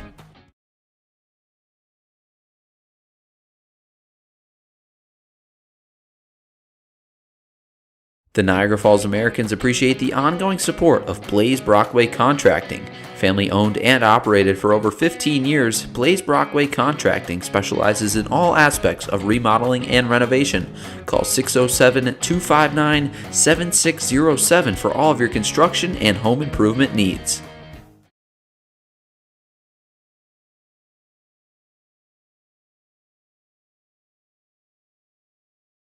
The Niagara Falls Americans appreciate the support of Greater Together Credit Union. Greater Together Credit Union provides personalized banking, loans, mortgages, and savings accounts for anyone living, working, or attending school in Erie or Niagara counties. For more information, current rates, or to apply for membership, visit greatertogethercu.com. The Niagara Falls Americans would like to thank McDonald's for being a sponsor of the team this year. With an extensive menu of well-known favorites, McDonald's is famous for its convenience. Especially during a long baseball season, McDonald's is the perfect place to grab a quick bite to eat and get right back to the ballpark. So head to your nearest McDonald's and enjoy all the classics.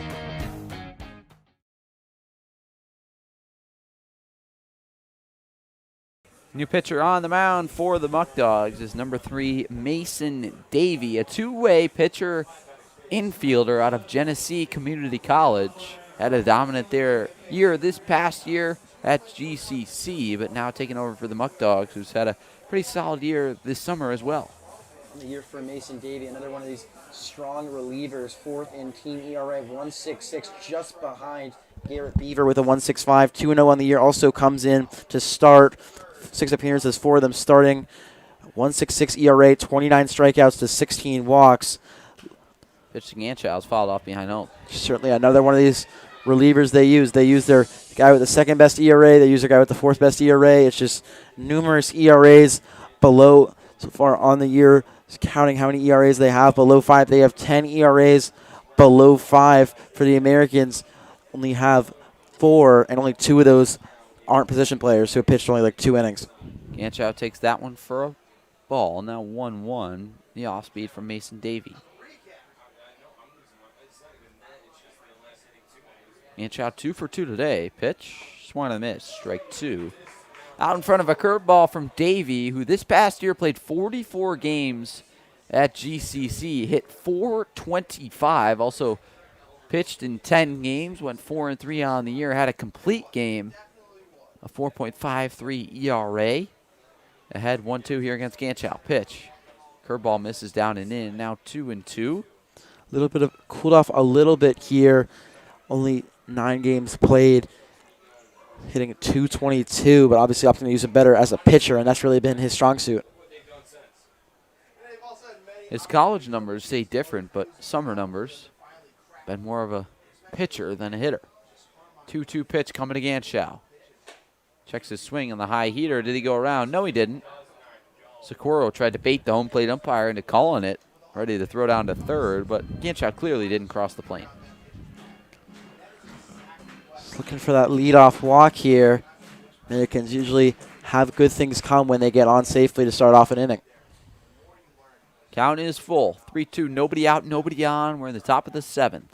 Davey out of the windup, deals to Ganchow. Up and in. Ball 4, so Ganchow's second walk of the game. Americans not out of this one. Only trail 5 runs as Dominic Zangardi steps to the plate. When I say only 5 runs, that might feel like a lot, but the way this game's been going, you never know.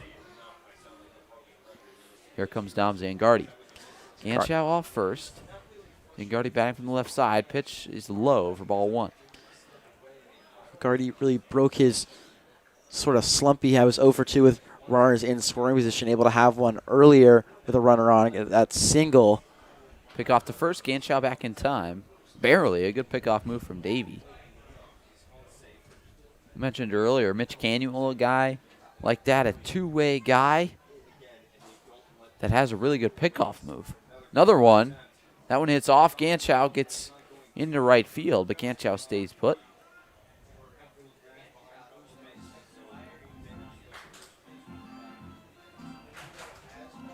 Certainly would have wished that they could use Mitchell Canuel out of the bullpen today. Mason Davey on the bump, out of the stretch. Pitching against the lefty Zangardi. Zangardi going to be a freshman at Niagara University in the fall. His teammate, Purple Eagle, Ganschow at first. Pitch taken for a strike. This guy now really dark, as we were expecting rain earlier on.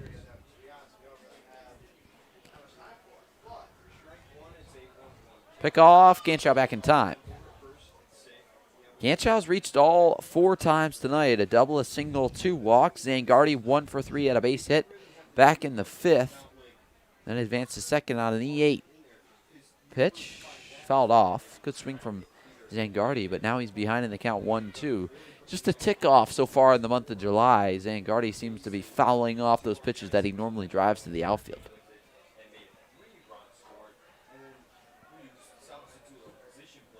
Hitting 235 in July so far compared to 400 in June. Pitch inside, almost hits him. Now 2-2.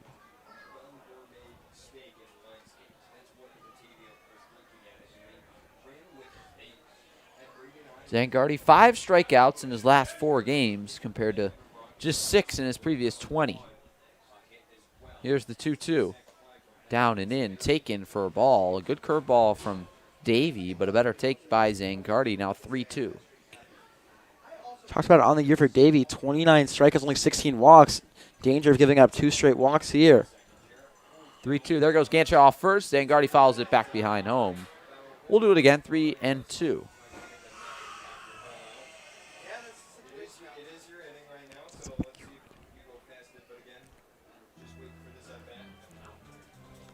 Vincent Favada looming on deck. He's 1 for 3 today. Bases count full. Ganschow off first. Nobody out in the inning. There goes Ganschow. Pitch to Zangardi. Cracked up the middle. Fielded. Stepped on second for 1. On to first. It's a double play. A 6-3 double play by Vasquez. Talk about unlucky for the red, white, and blue. Zangardi robbed of a base hit up the middle, and it turns into 2 outs. Just an unreal play by Vasquez, just right to him, able to tap the bag right there with his foot, then get that double play here. American City had first, second, nobody out. Now they have nobody on, 2 out.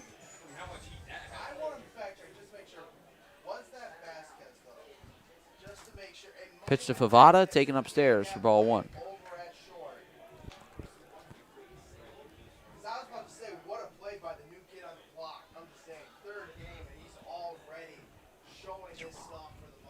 Pitch to Favada outside, now 2-0, quickly ahead in the count. Heck of a play by Jaden Vasquez, who just joined the Muckdogs as of recent. Able to field and step on second for 1, throw across the diamond and beat a speedy Zangardi. Here's the 2-0 to Favada, taken outside, now 3-0. Vasquez already, we talked about it, what a great play. He already has an error in those 2 games played, but wouldn't have been able to tell on that great play. Pitch, that one's called a strike. Favada thought ball 4. Now we'll retreat back to the box, ahead in the count, 3-1. Pitch, checks his swing. He went around. There's strike 2. Favada in a little bit of a game here with the umpires. Looks like he's going to head down to first. Then he doesn't. Same thing again. Just have to at least put the ball on. Pitch fouled straight back, right on that one.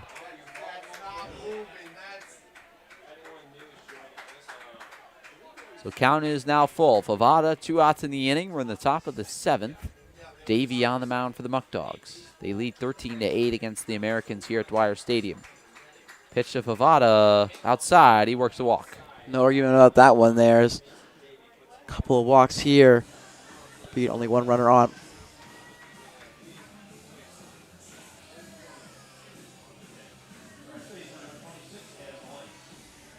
That'll bring up Adam Weiss.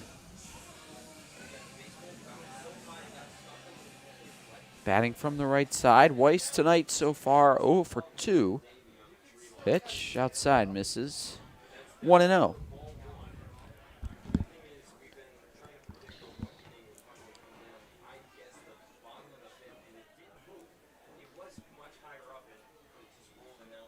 Pitch inside, that time missing.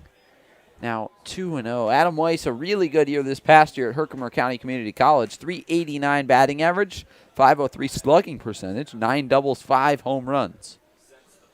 Good hitters count here, 2-0. Bounced up the middle, fielded on the backhand, diving stop by. He'll go the short way. Braden Nye, what a play up the middle for the 3rd out of the inning. That'll end the Americans' top half of the 7th, and the Muckdogs coming to bat here in the bottom of the 8th at Dwyer Stadium in Batavia, New York. The Niagara Falls Americans thank Casella Waste Systems for their continued support. Casella offers sustainable waste management and garbage pickup right here in Niagara Falls. As an environmental service provider, Casella manages and transforms society's waste into new resources. Call 716-637-4843 to get a price quote on garbage pickup.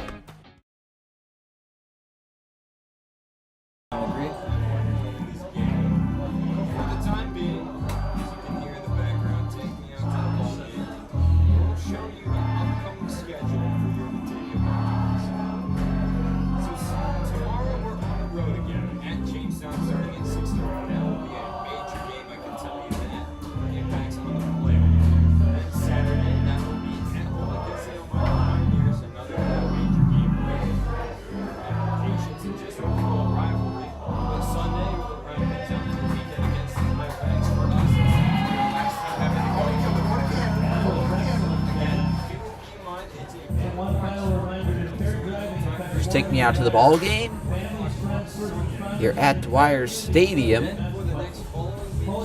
Been around a really long time here in Batavia. The home of the Muckdogs, also the home of the Batavia Clippers, who first started this franchise. The Muckdogs were purchased by Can USA Sports in 2021. And New York Penn League owned team from 2017 to 2021. Also a Rochester Red Wings operated club from 2008 to 2017. And before then was owned by Genesee County Baseball Club. Last year the Muckdogs went 31-13-1. West Division champions, beat Auburn in round 1, Jamestown in round 2, and then lost to Saugerties in the finals. Pitch from Glasscock in there, called strike to Cooper Russell. How they've been playing today, Tom, you can easily see them going back in that final. Might be Amsterdam this time, as they've been unreal in that east side. Pitch upstairs, misses, now 1-1. Yeah, Amsterdam been playing out of their minds, similar to how Batavia has been here on the west side of things. Pitch from Glasscock, hits Russell. Another hit by pitch by this Americans pitching staff. And Pat Benatar coming on the speakers once again with hit me with your best shot. The 9th hit by pitch of the game for the Americans. That's got to be a record in the PGCBL, Tom. We got to check those archives. You'd think. Incredible.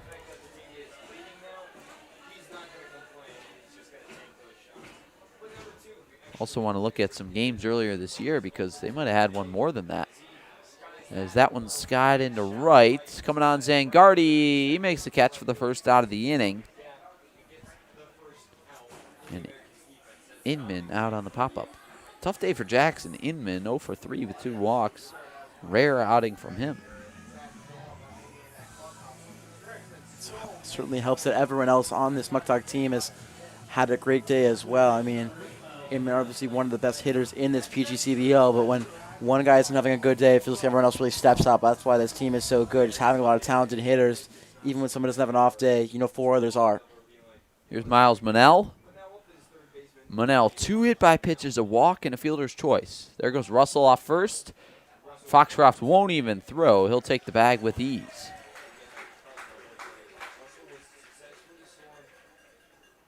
Once again, Glasscock traditionally a middle infielder, so not used to having to hold runners on the mound. 1 out here in the bottom of the 7th. Russell off second. Monell at the plate. Pitch from Glasscock. Hit to the right side. Fielded by Gladfelter. Nice play. Throws out Monell at first for the 2nd out of the inning. It does move over, so get that closer run up to 90 feet away and add another run. It'll be run number 14 if they can get a single into the outfield.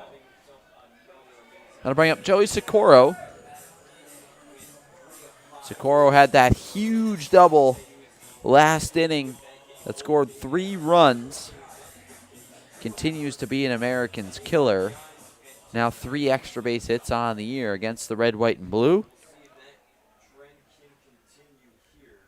Glasscock out of the stretch. Delivers.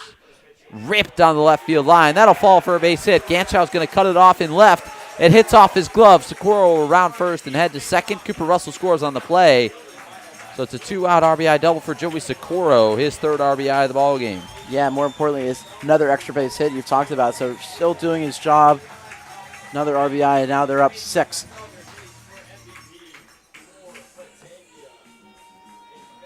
Ganshaw did his best to cut it off. Got a piece of it, but it was hammered. That's Socorro's 4th RBI of the game, excuse me.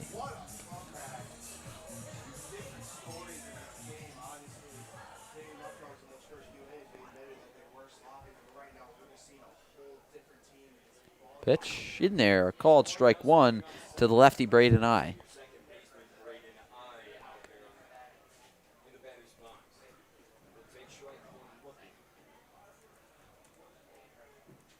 Eye had a triple earlier in this one. Skies that one out to right center. Going back is Harris. He's near the track, and he runs it down. David Harris runs a mile for that one. What a catch by Harris to rob Eye of extra bases and get the 3rd out of the inning. As Alex Glasscock waves his hat, says thank you, because that was a nice play. David Harris made a couple nice plays out there in center tonight. He's really done his job. That play in center where he had to go, that really play in that left center. Certainly had to cover all grounds in this field and save a couple of runs. So we're headed to the top of the 8th. The Muckdogs lead the Americans 14-8. You're watching PGCBL Baseball on the American Sports Network.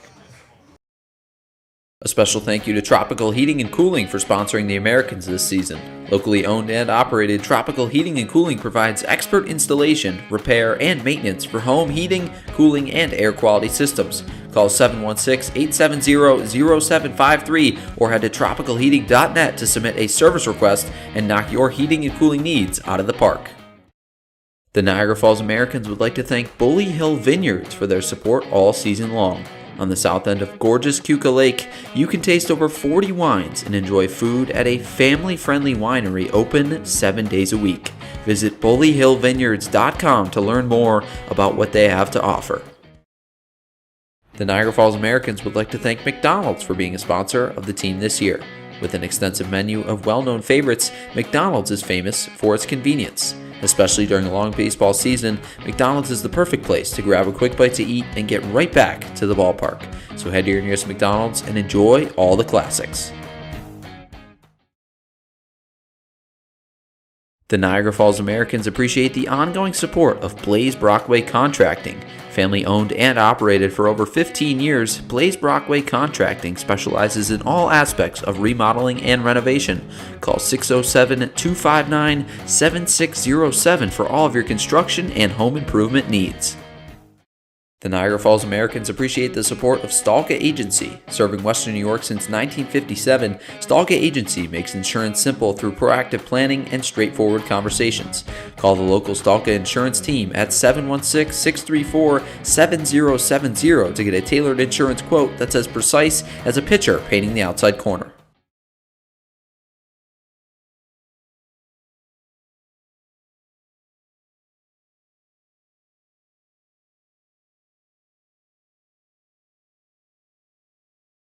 So the Muckdogs lead the Americans 14-8 now in the top of the 8th. Couple changes in the ball game.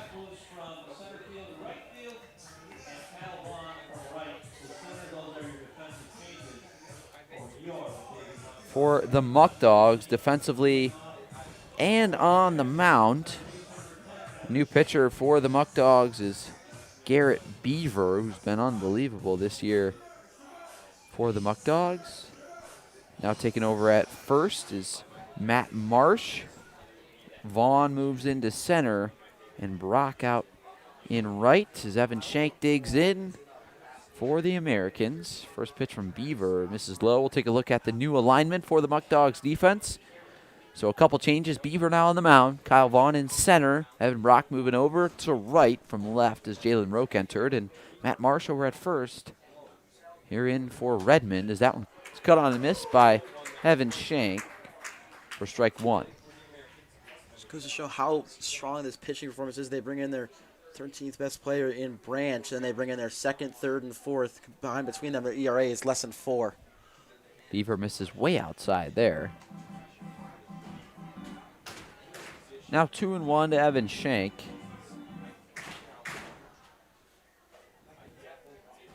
Shank 0 for 3 today with 3 strikeouts. 2-1. Chop down the third baseline. Foul. Now 2-2, so Shank behind in the now count even, but Shank with 2 strikes trying to avoid the golden sombrero.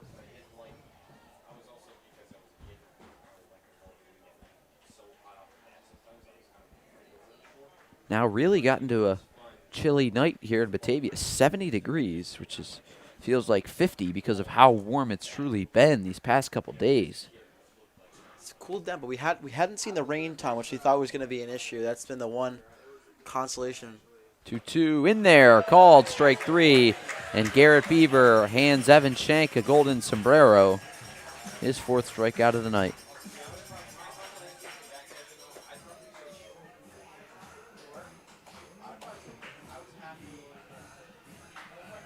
That'll bring up Anthony Savino. He's 2 for 3 today. Garrett Beaver on the year, just video game numbers, a 1.65 ERA in 11 appearances, 21 strikeouts in 16 1/3 innings. Only allowed 9 hits and 3 earned runs and 4 walks. Beaver pitch outside, misses with the sweeper. A sidearm guy that really grooves between a sweeper 2-seam combo that is dominant. Beaver's 4th year with the Muckdogs.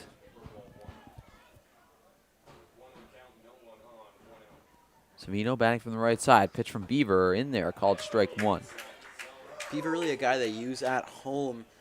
8 appearances at home compared to 3 away. Still has yet to give up an earned run away. That's absurd. A 0 ERA in 3 innings on the road for Beaver. 1-1 to Savino, misses down and in for ball 2. Savino had some really good swings tonight. A base hit back in the 2nd that scored a run, and a base hit to right center where he came around to score after 3 wild pitches later in the inning in the 6th. 2 balls, 1 strike. Pitch from Beaver. Chopped behind home, and Socorro will pick it up. Foul ball. So when Garrett Beaver comes into games, they are 10-1. They've only lost once when he was on the mound. And even in that game, when he pitched an inning, didn't even give up an earned run. Had 2 strikeouts as well and faced 3 batters. So really feels like when he's in, a win is sure to follow. Beaver, another guy that plays at Salisbury. Seems like the Muckdogs are a feeder team for these Salisbury players. 2-2. Savino cracks that one into left center. It'll fall for a base hit and roll into the gap. Savino rounds first. He's going to head for second. Throw in from left is going to be cut off by Vasquez. And Savino's 3rd hit of the ball game. He's now 3 for 4. First extra base hit of the game. Savino's been outstanding. Only had 8 hits prior to this game. Now up to 11. One more hit. He'll half of his season total. Has got in pretty easily on just a hit solid into left center. That'll bring up Tyler Foxcroft. He's 0 for 3 today. Savino off second. Beaver checks him, delivers. In there with the sweeper, strike one. Two very different pitchers in back-to-back days here the Americans will face that have been dominant. Garrett Beaver been dominant on the mound this year for the Muckdogs. Yesterday they got Carter Krawchuk, who was unbelievable for the Ironbacks. Taken low, now 1-1 is Joey Socorro. Going to take a stroll out to the mound. Not really sure what's going on there. Maybe a cross-up of signs of some sort because Beaver has been electric this year. Not really sure what they're talking about. Talking with Carter Krawchuk, Tom, we were talking about this Ironbacks team who's currently in that 5th place spot as Elmira jump them back in and make the playoffs. He could easily be that playoff starters, finally coming in on that 50-count pitch limit. Quietly, the Ironbacks have a really solid pitching core, and if he could come back and start that game, they're pretty. I would take them against anybody. Guy can throw 93, 94. Beaver out of the stretch. 1 ball, 1 strike. Pitch to Foxcroft. Just swung on a miss. Strike 2. Again, got a feel for Foxcroft right here a little bit. Just graduated high school earlier this year. Now going to face off right now against Garrett Beaver, who's going to be a senior at Salisbury. A guy that's 21, 22 years old facing a guy that's 18. That's what you get playing in the Perfect Game League. Pitch. Slider swung on a miss. Strike 3. A brilliant sweeper from Garrett Beaver gets Foxcroft down on strikes. That'll bring up Logan Stickler. Trying to leave Savino stranded at second. So bring up Stickler.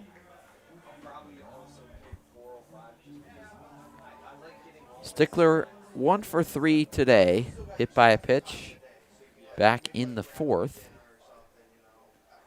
2 outs now in the inning. 1 for 2, excuse me. Savino at second. Pitch to Stickler. Cracked into left field. Little fall for a base hit. Savino moves up to third, but it'll stop right there. So Stickler's second hit of the ball game is a single to left field. Runners at the corners now for the red, white, and blue. Bring it back up over to Glassfelter, who already has an RBI on that double he had earlier in this game. Certainly looking to double his hits and his RBIs here with Savino at third.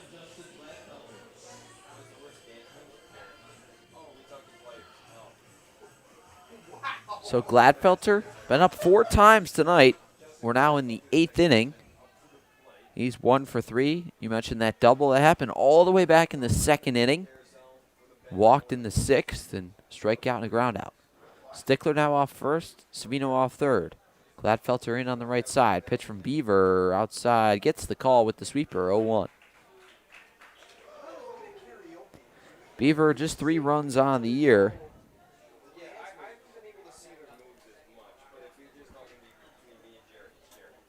2 runs against Jamestown on the 1st of July and 1 run against Elmira on the 3rd. So didn't surrender a single run in all of June. There goes Stickler from first. Socorro saves a wild pitch, so Stickler swipes the bag. Good pitch to Ronas. He'll get in safely to second. Socorro will trade a stolen base for a run. Savino able to get in safely. Now second and third. 1-1 count. Stickler's first stolen bag of the year. Little achievement for him in this crazy game. Pitch to Gladfelter. Swung on a miss. Strike 2.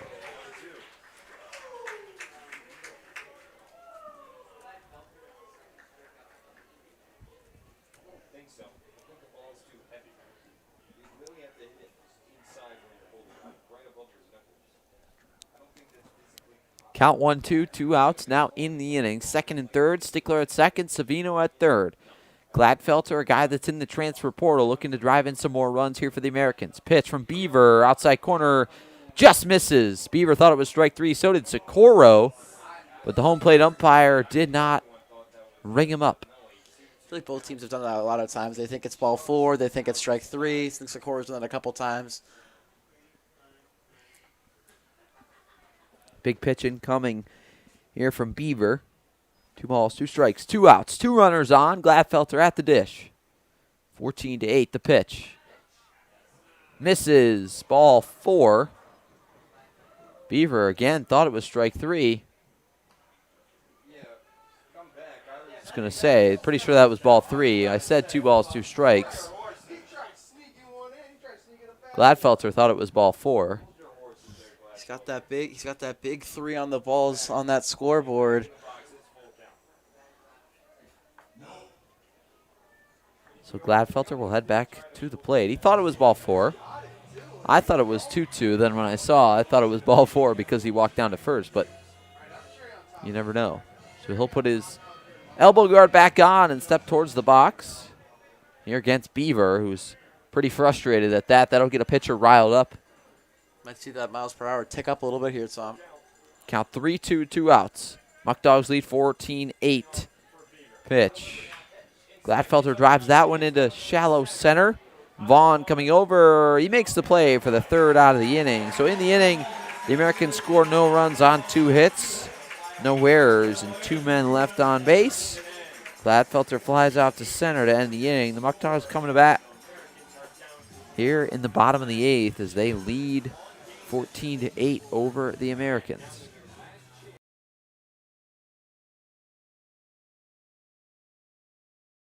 The Niagara Falls Americans appreciate the support of Greater Together Credit Union. Greater Together Credit Union provides personalized banking, loans, mortgages, and savings accounts for anyone living, working, or attending school in Erie or Niagara counties. For more information, current rates, or to apply for membership, visit greatertogethercu.com. The Niagara Falls Americans appreciate the support of Stalka Agency. Serving Western New York since 1957, Stalka Agency makes insurance simple through proactive planning and straightforward conversations.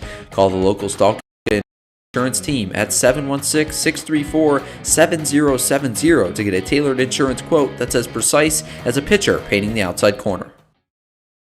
The Niagara Falls Americans would like to thank Coca-Cola for their support this season. Known for its refreshing bubbles and iconic flavor, Coca-Cola is the world's best-selling carbonated soft drink. Snag a Coke right here at the Sal Magley Stadium concession stand and make your game day even sweeter. The Niagara Falls Americans would like to thank TLC Pet Food for their continued support. Specializing in nutrient-dense recipes, TLC Pet Food offers dog and cat food with fresh ingredients and added probiotics. Find the whole life dog and cat formulas for your furry friend at tlcpetfood.com. The Niagara Falls Americans would like to thank McDonald's for being a sponsor of the team this year. With an extensive menu of well-known favorites, McDonald's is famous for its convenience. Especially during a long baseball season, McDonald's is the perfect place to grab a quick bite to eat and get right back to the ballpark. So head to your nearest McDonald's and enjoy all the classics.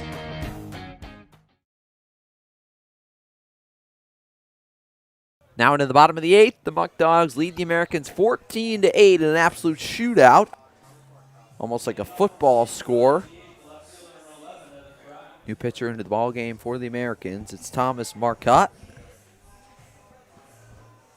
Traditionally a third baseman, so 3 pitchers for the Americans, all making their first appearances on the year. Pitch just misses inside for ball 1.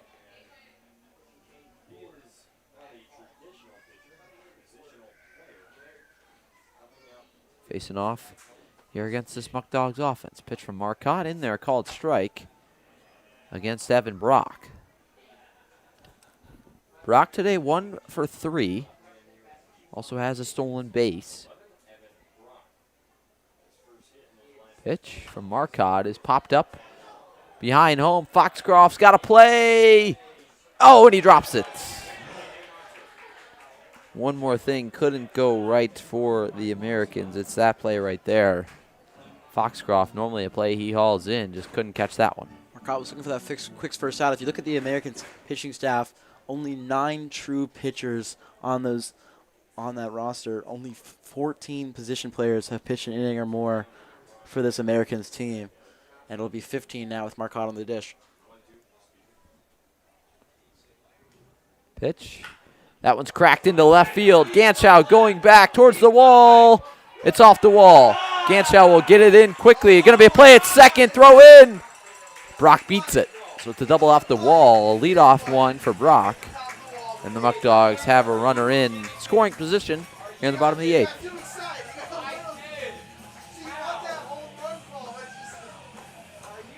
Americans happy this game isn't in Sal Magley Stadium with that long wall in left center. That one's certainly gone. Certainly not the case there, but leadoff double still. Can't complain.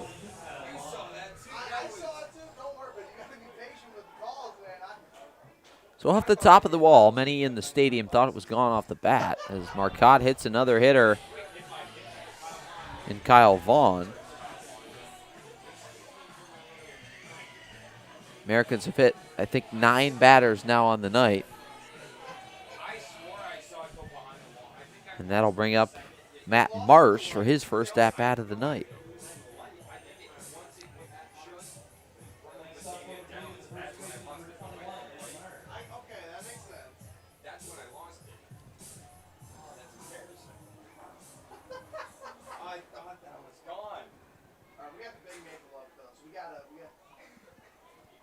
First pitch from Marcotte. Bounce to the right side and through for a base hit. Brock going around third. Head for home. Zangardi's throw in. Cut off by Weiss. And it's an RBI single for Matt Marsh, who comes in as his first at-bat. An RBI single. The Muckdogs take a 15-8 lead here in the bottom of the 8th. Shaden Vasquez up. He could be the walk-off run here, Tom. So they're up by 7. Yeah, 10 runs after 7 is the rule. Vasquez at the plate. How about Matt Marsh coming on first at bat? Laces a single through the right side for an RBI. Got to be happy if you're Marsh. Certainly get an RBI as well. First pitch to Vasquez, misses upstairs. Now 1-0.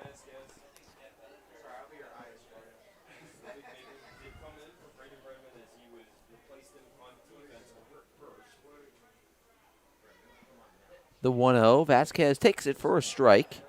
Now 1-1.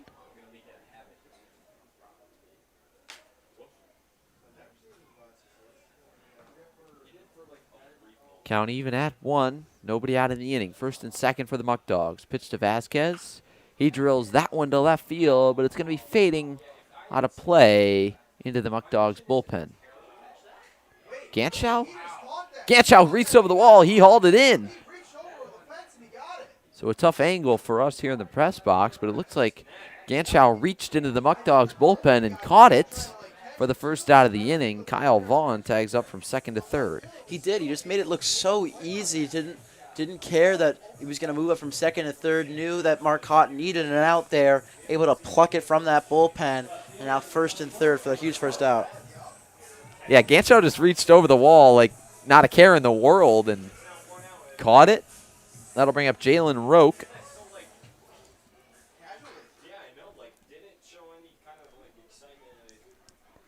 There he goes from first. Foxcroft won't even attempt to throw. So Matt Marsh gets a steal. That's honestly a huge out in the scheme of things. If you're the Americans trying to head to that top of the 9th, that big first out, he could have came around to score and been that winning run. Rook batting from the left side. 1-0. Pops it up on the left side of the infield. Brock. And he's out. Shank makes the play at third for the second out of the inning. Another big out.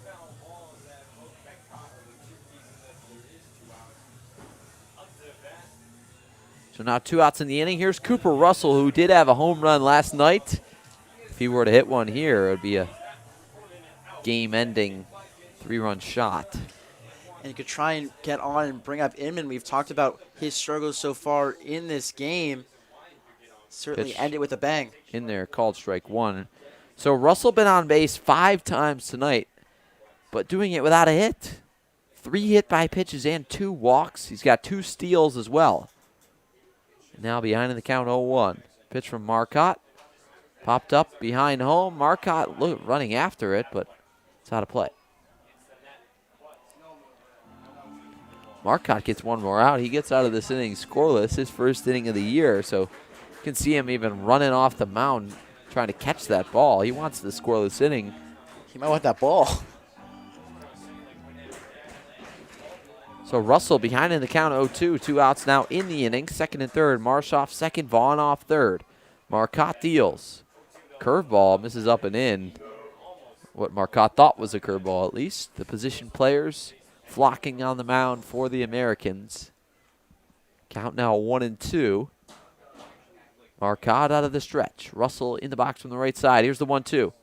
Russell drills that one to left, but it's going to go foul. If that was fair, it was gone. It would have ended the ball game, but Marcotte happy he gets the ball back, and we'll have another opportunity to get Russell out. Inman put his hands up immediately, thought that one was going over that foul pole, but stay 1-2. Russell batting from the right side. Here's the 1-2 from Marcotte. Ripped into left center. That'll fall for a base hit. Marsh will come around third and score, as well as Vaughn. Ganschow cuts it off, and it's a 2-run single for Cooper Russell.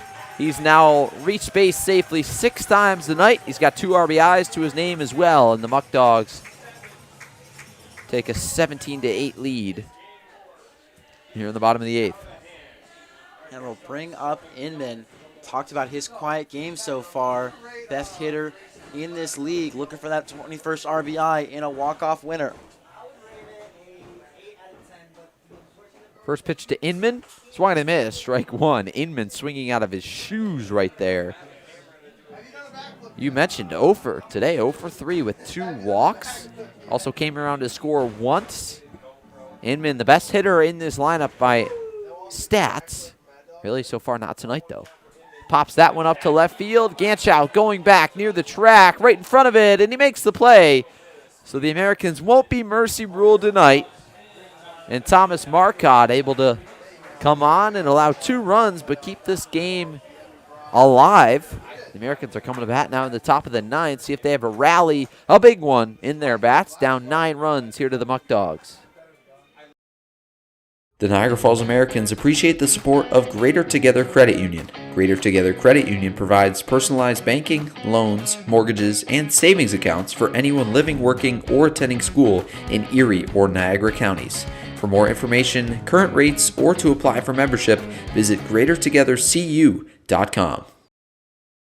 The Niagara Falls Americans appreciate the support of Stalka Agency. Serving Western New York since 1957, Stalka Agency makes insurance simple through proactive planning and straightforward conversations. Call the local Stalka insurance team at 716-634-7070 to get a tailored insurance quote that's as precise as a pitcher painting the outside corner.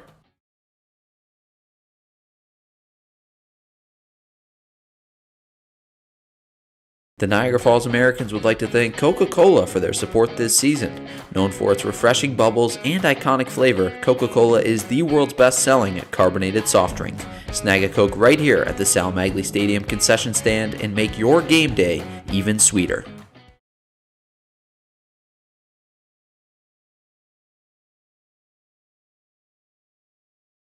The Niagara Falls Americans would like to thank McDonald's for being a sponsor of the team this year. With an extensive menu of well-known favorites, McDonald's is famous for its convenience. Especially during a long baseball season, McDonald's is the perfect place to grab a quick bite to eat and get right back to the ballpark. So head to your nearest McDonald's and enjoy all the classics.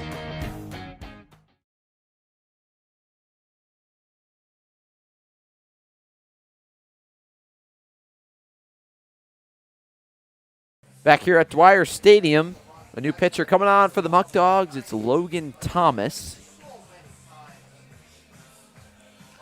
We're talking about wondering why they're using their best arms like Hoshide, Beaver, and Davey, but they got to go a little bit further down the line. Thomas, who sort of toward the tail end of their team sort of ERA, and he still has a 6.7 ERA.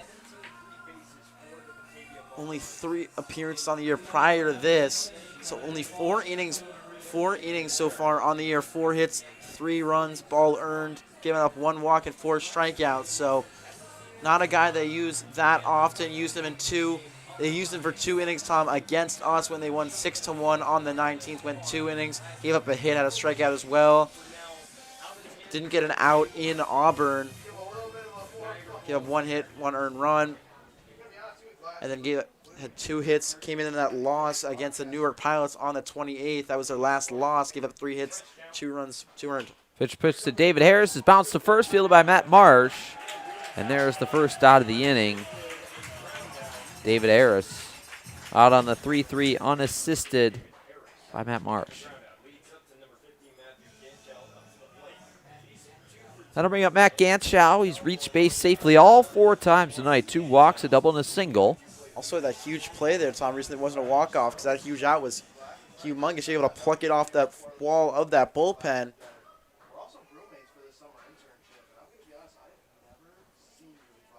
Pitch inside, called a strike.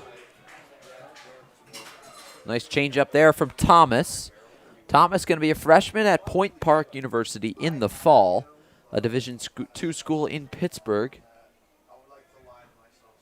17-8, the Muckdogs lead. Pitch to Ganschow. Fouled off on the first baseline. Now 0-2. Thomas from Munhall, Pennsylvania. 5'8", 180 pounds. Now in his fourth appearance this summer, just 4 innings. You mentioned a 6.75 ERA, 4 strikeouts on the summer. Pitch inside, down and in, now 1-2. You mentioned, Tom, 3 appearances in June, first appearance the 19th and the 23rd and the 30th, so a long time since he's been in, but just trying to get a couple, 3 quick outs. Obviously a huge surplus of runs to work with. Already got Harris out, 2 pitches. Yeah, faced the Americans, like you mentioned, back on the 19th, but a tough outing at Newark. Allowed 2 runs on 3 hits back on June 28th. Pitch to Ganschow, misses low and away. Socorro tried to bait the umpire again by throwing it around. He's done that 3 times. You're up 9 runs. Just take another pitch. Yeah, I mean, stepping out in front of home plate, almost showing up the umpire a little bit. Ganschow wants to send this one to the moon. Ganschow batting from the right side against the righty Thomas. Pitch. Ganschow grounds that one to the left side. Nice stop by Monell. He'll go across the diamond. Pick it first by Marsh. Got him. Nice play on both ends by the Muckdogs defense. And the Americans are down to their final out here in the top of the 9th. And Monell, that tough play with a pick earlier in this game. No chance there. Marsh grab. Quick 2 outs. It's up to Zangardi. That'll bring up Dominic Zangardi, who's got a single to his name today. Should have 2, but was robbed of another one and grounded into a double play. His last time up, he skies that one foul down the first baseline. Marsh, and it's over the fence. Foul for strike 1. And Natty prevented him there. Would have been able to grab it like Ganschow did and left, but can't phase through that fence. It's just a long strike.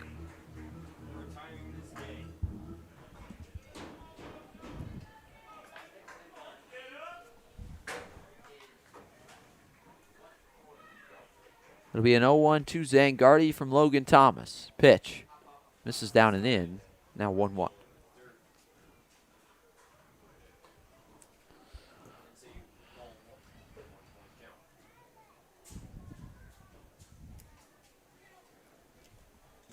Zangardi batting from the left side. Count 1-1. Zangardi 1 home run on the year against the Pilots at Sal Maglie Stadium. Takes that one outside. Now 2-1. Americans down to their final out here in the top of the 9th at Dwyer Stadium. Americans will face off against the Muckdogs here at Dwyer later in July for the last time that time. 2-1. Bounce to second. Fields on the high hop. Throws on to first. And there's your ball game. The Muckdogs win this Can USA battle for the 5th time this year. 17-8 this time. An unbelievable game on the offensive end for the Muckdogs. They were able to come all the way back down 6-0 and defeat the Americans here at Dwyer Stadium. Americans just hurt Horman in this game after he reached that 6th inning. Just lost his control, and the Americans just didn't opt to have someone come in until it was too late. So far in this game, just a tough outing for him in his first appearance on the mound. Finals outing, 5 innings pitched, only 3 hits, but 10 runs, 7 earned, 8 walks, 4 hit by pitches, and 1 strikeout looking. Glasscock came in, 2 hits, 4 runs, only 1 earned, 1 strikeout. Marcotte comes in, gives up 3 hits, 3 runs, all earned. Doesn't give up the walk-off, though. Just a tough performance for the Americans.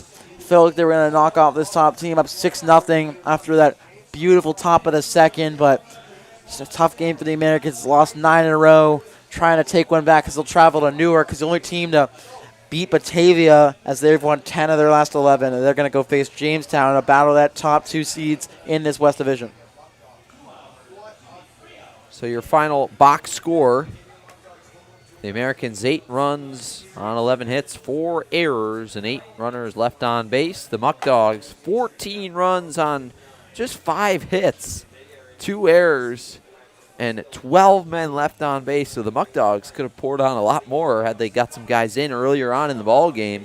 Figure out how many times they really stranded the bases loaded there.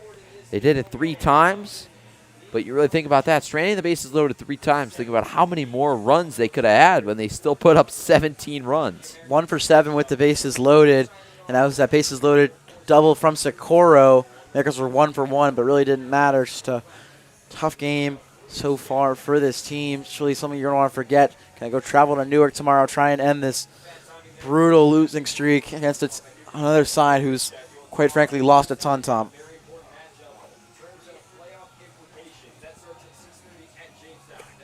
Yeah, 100%. They'll face off against Newark tomorrow. 6:30 start at Colburn Park.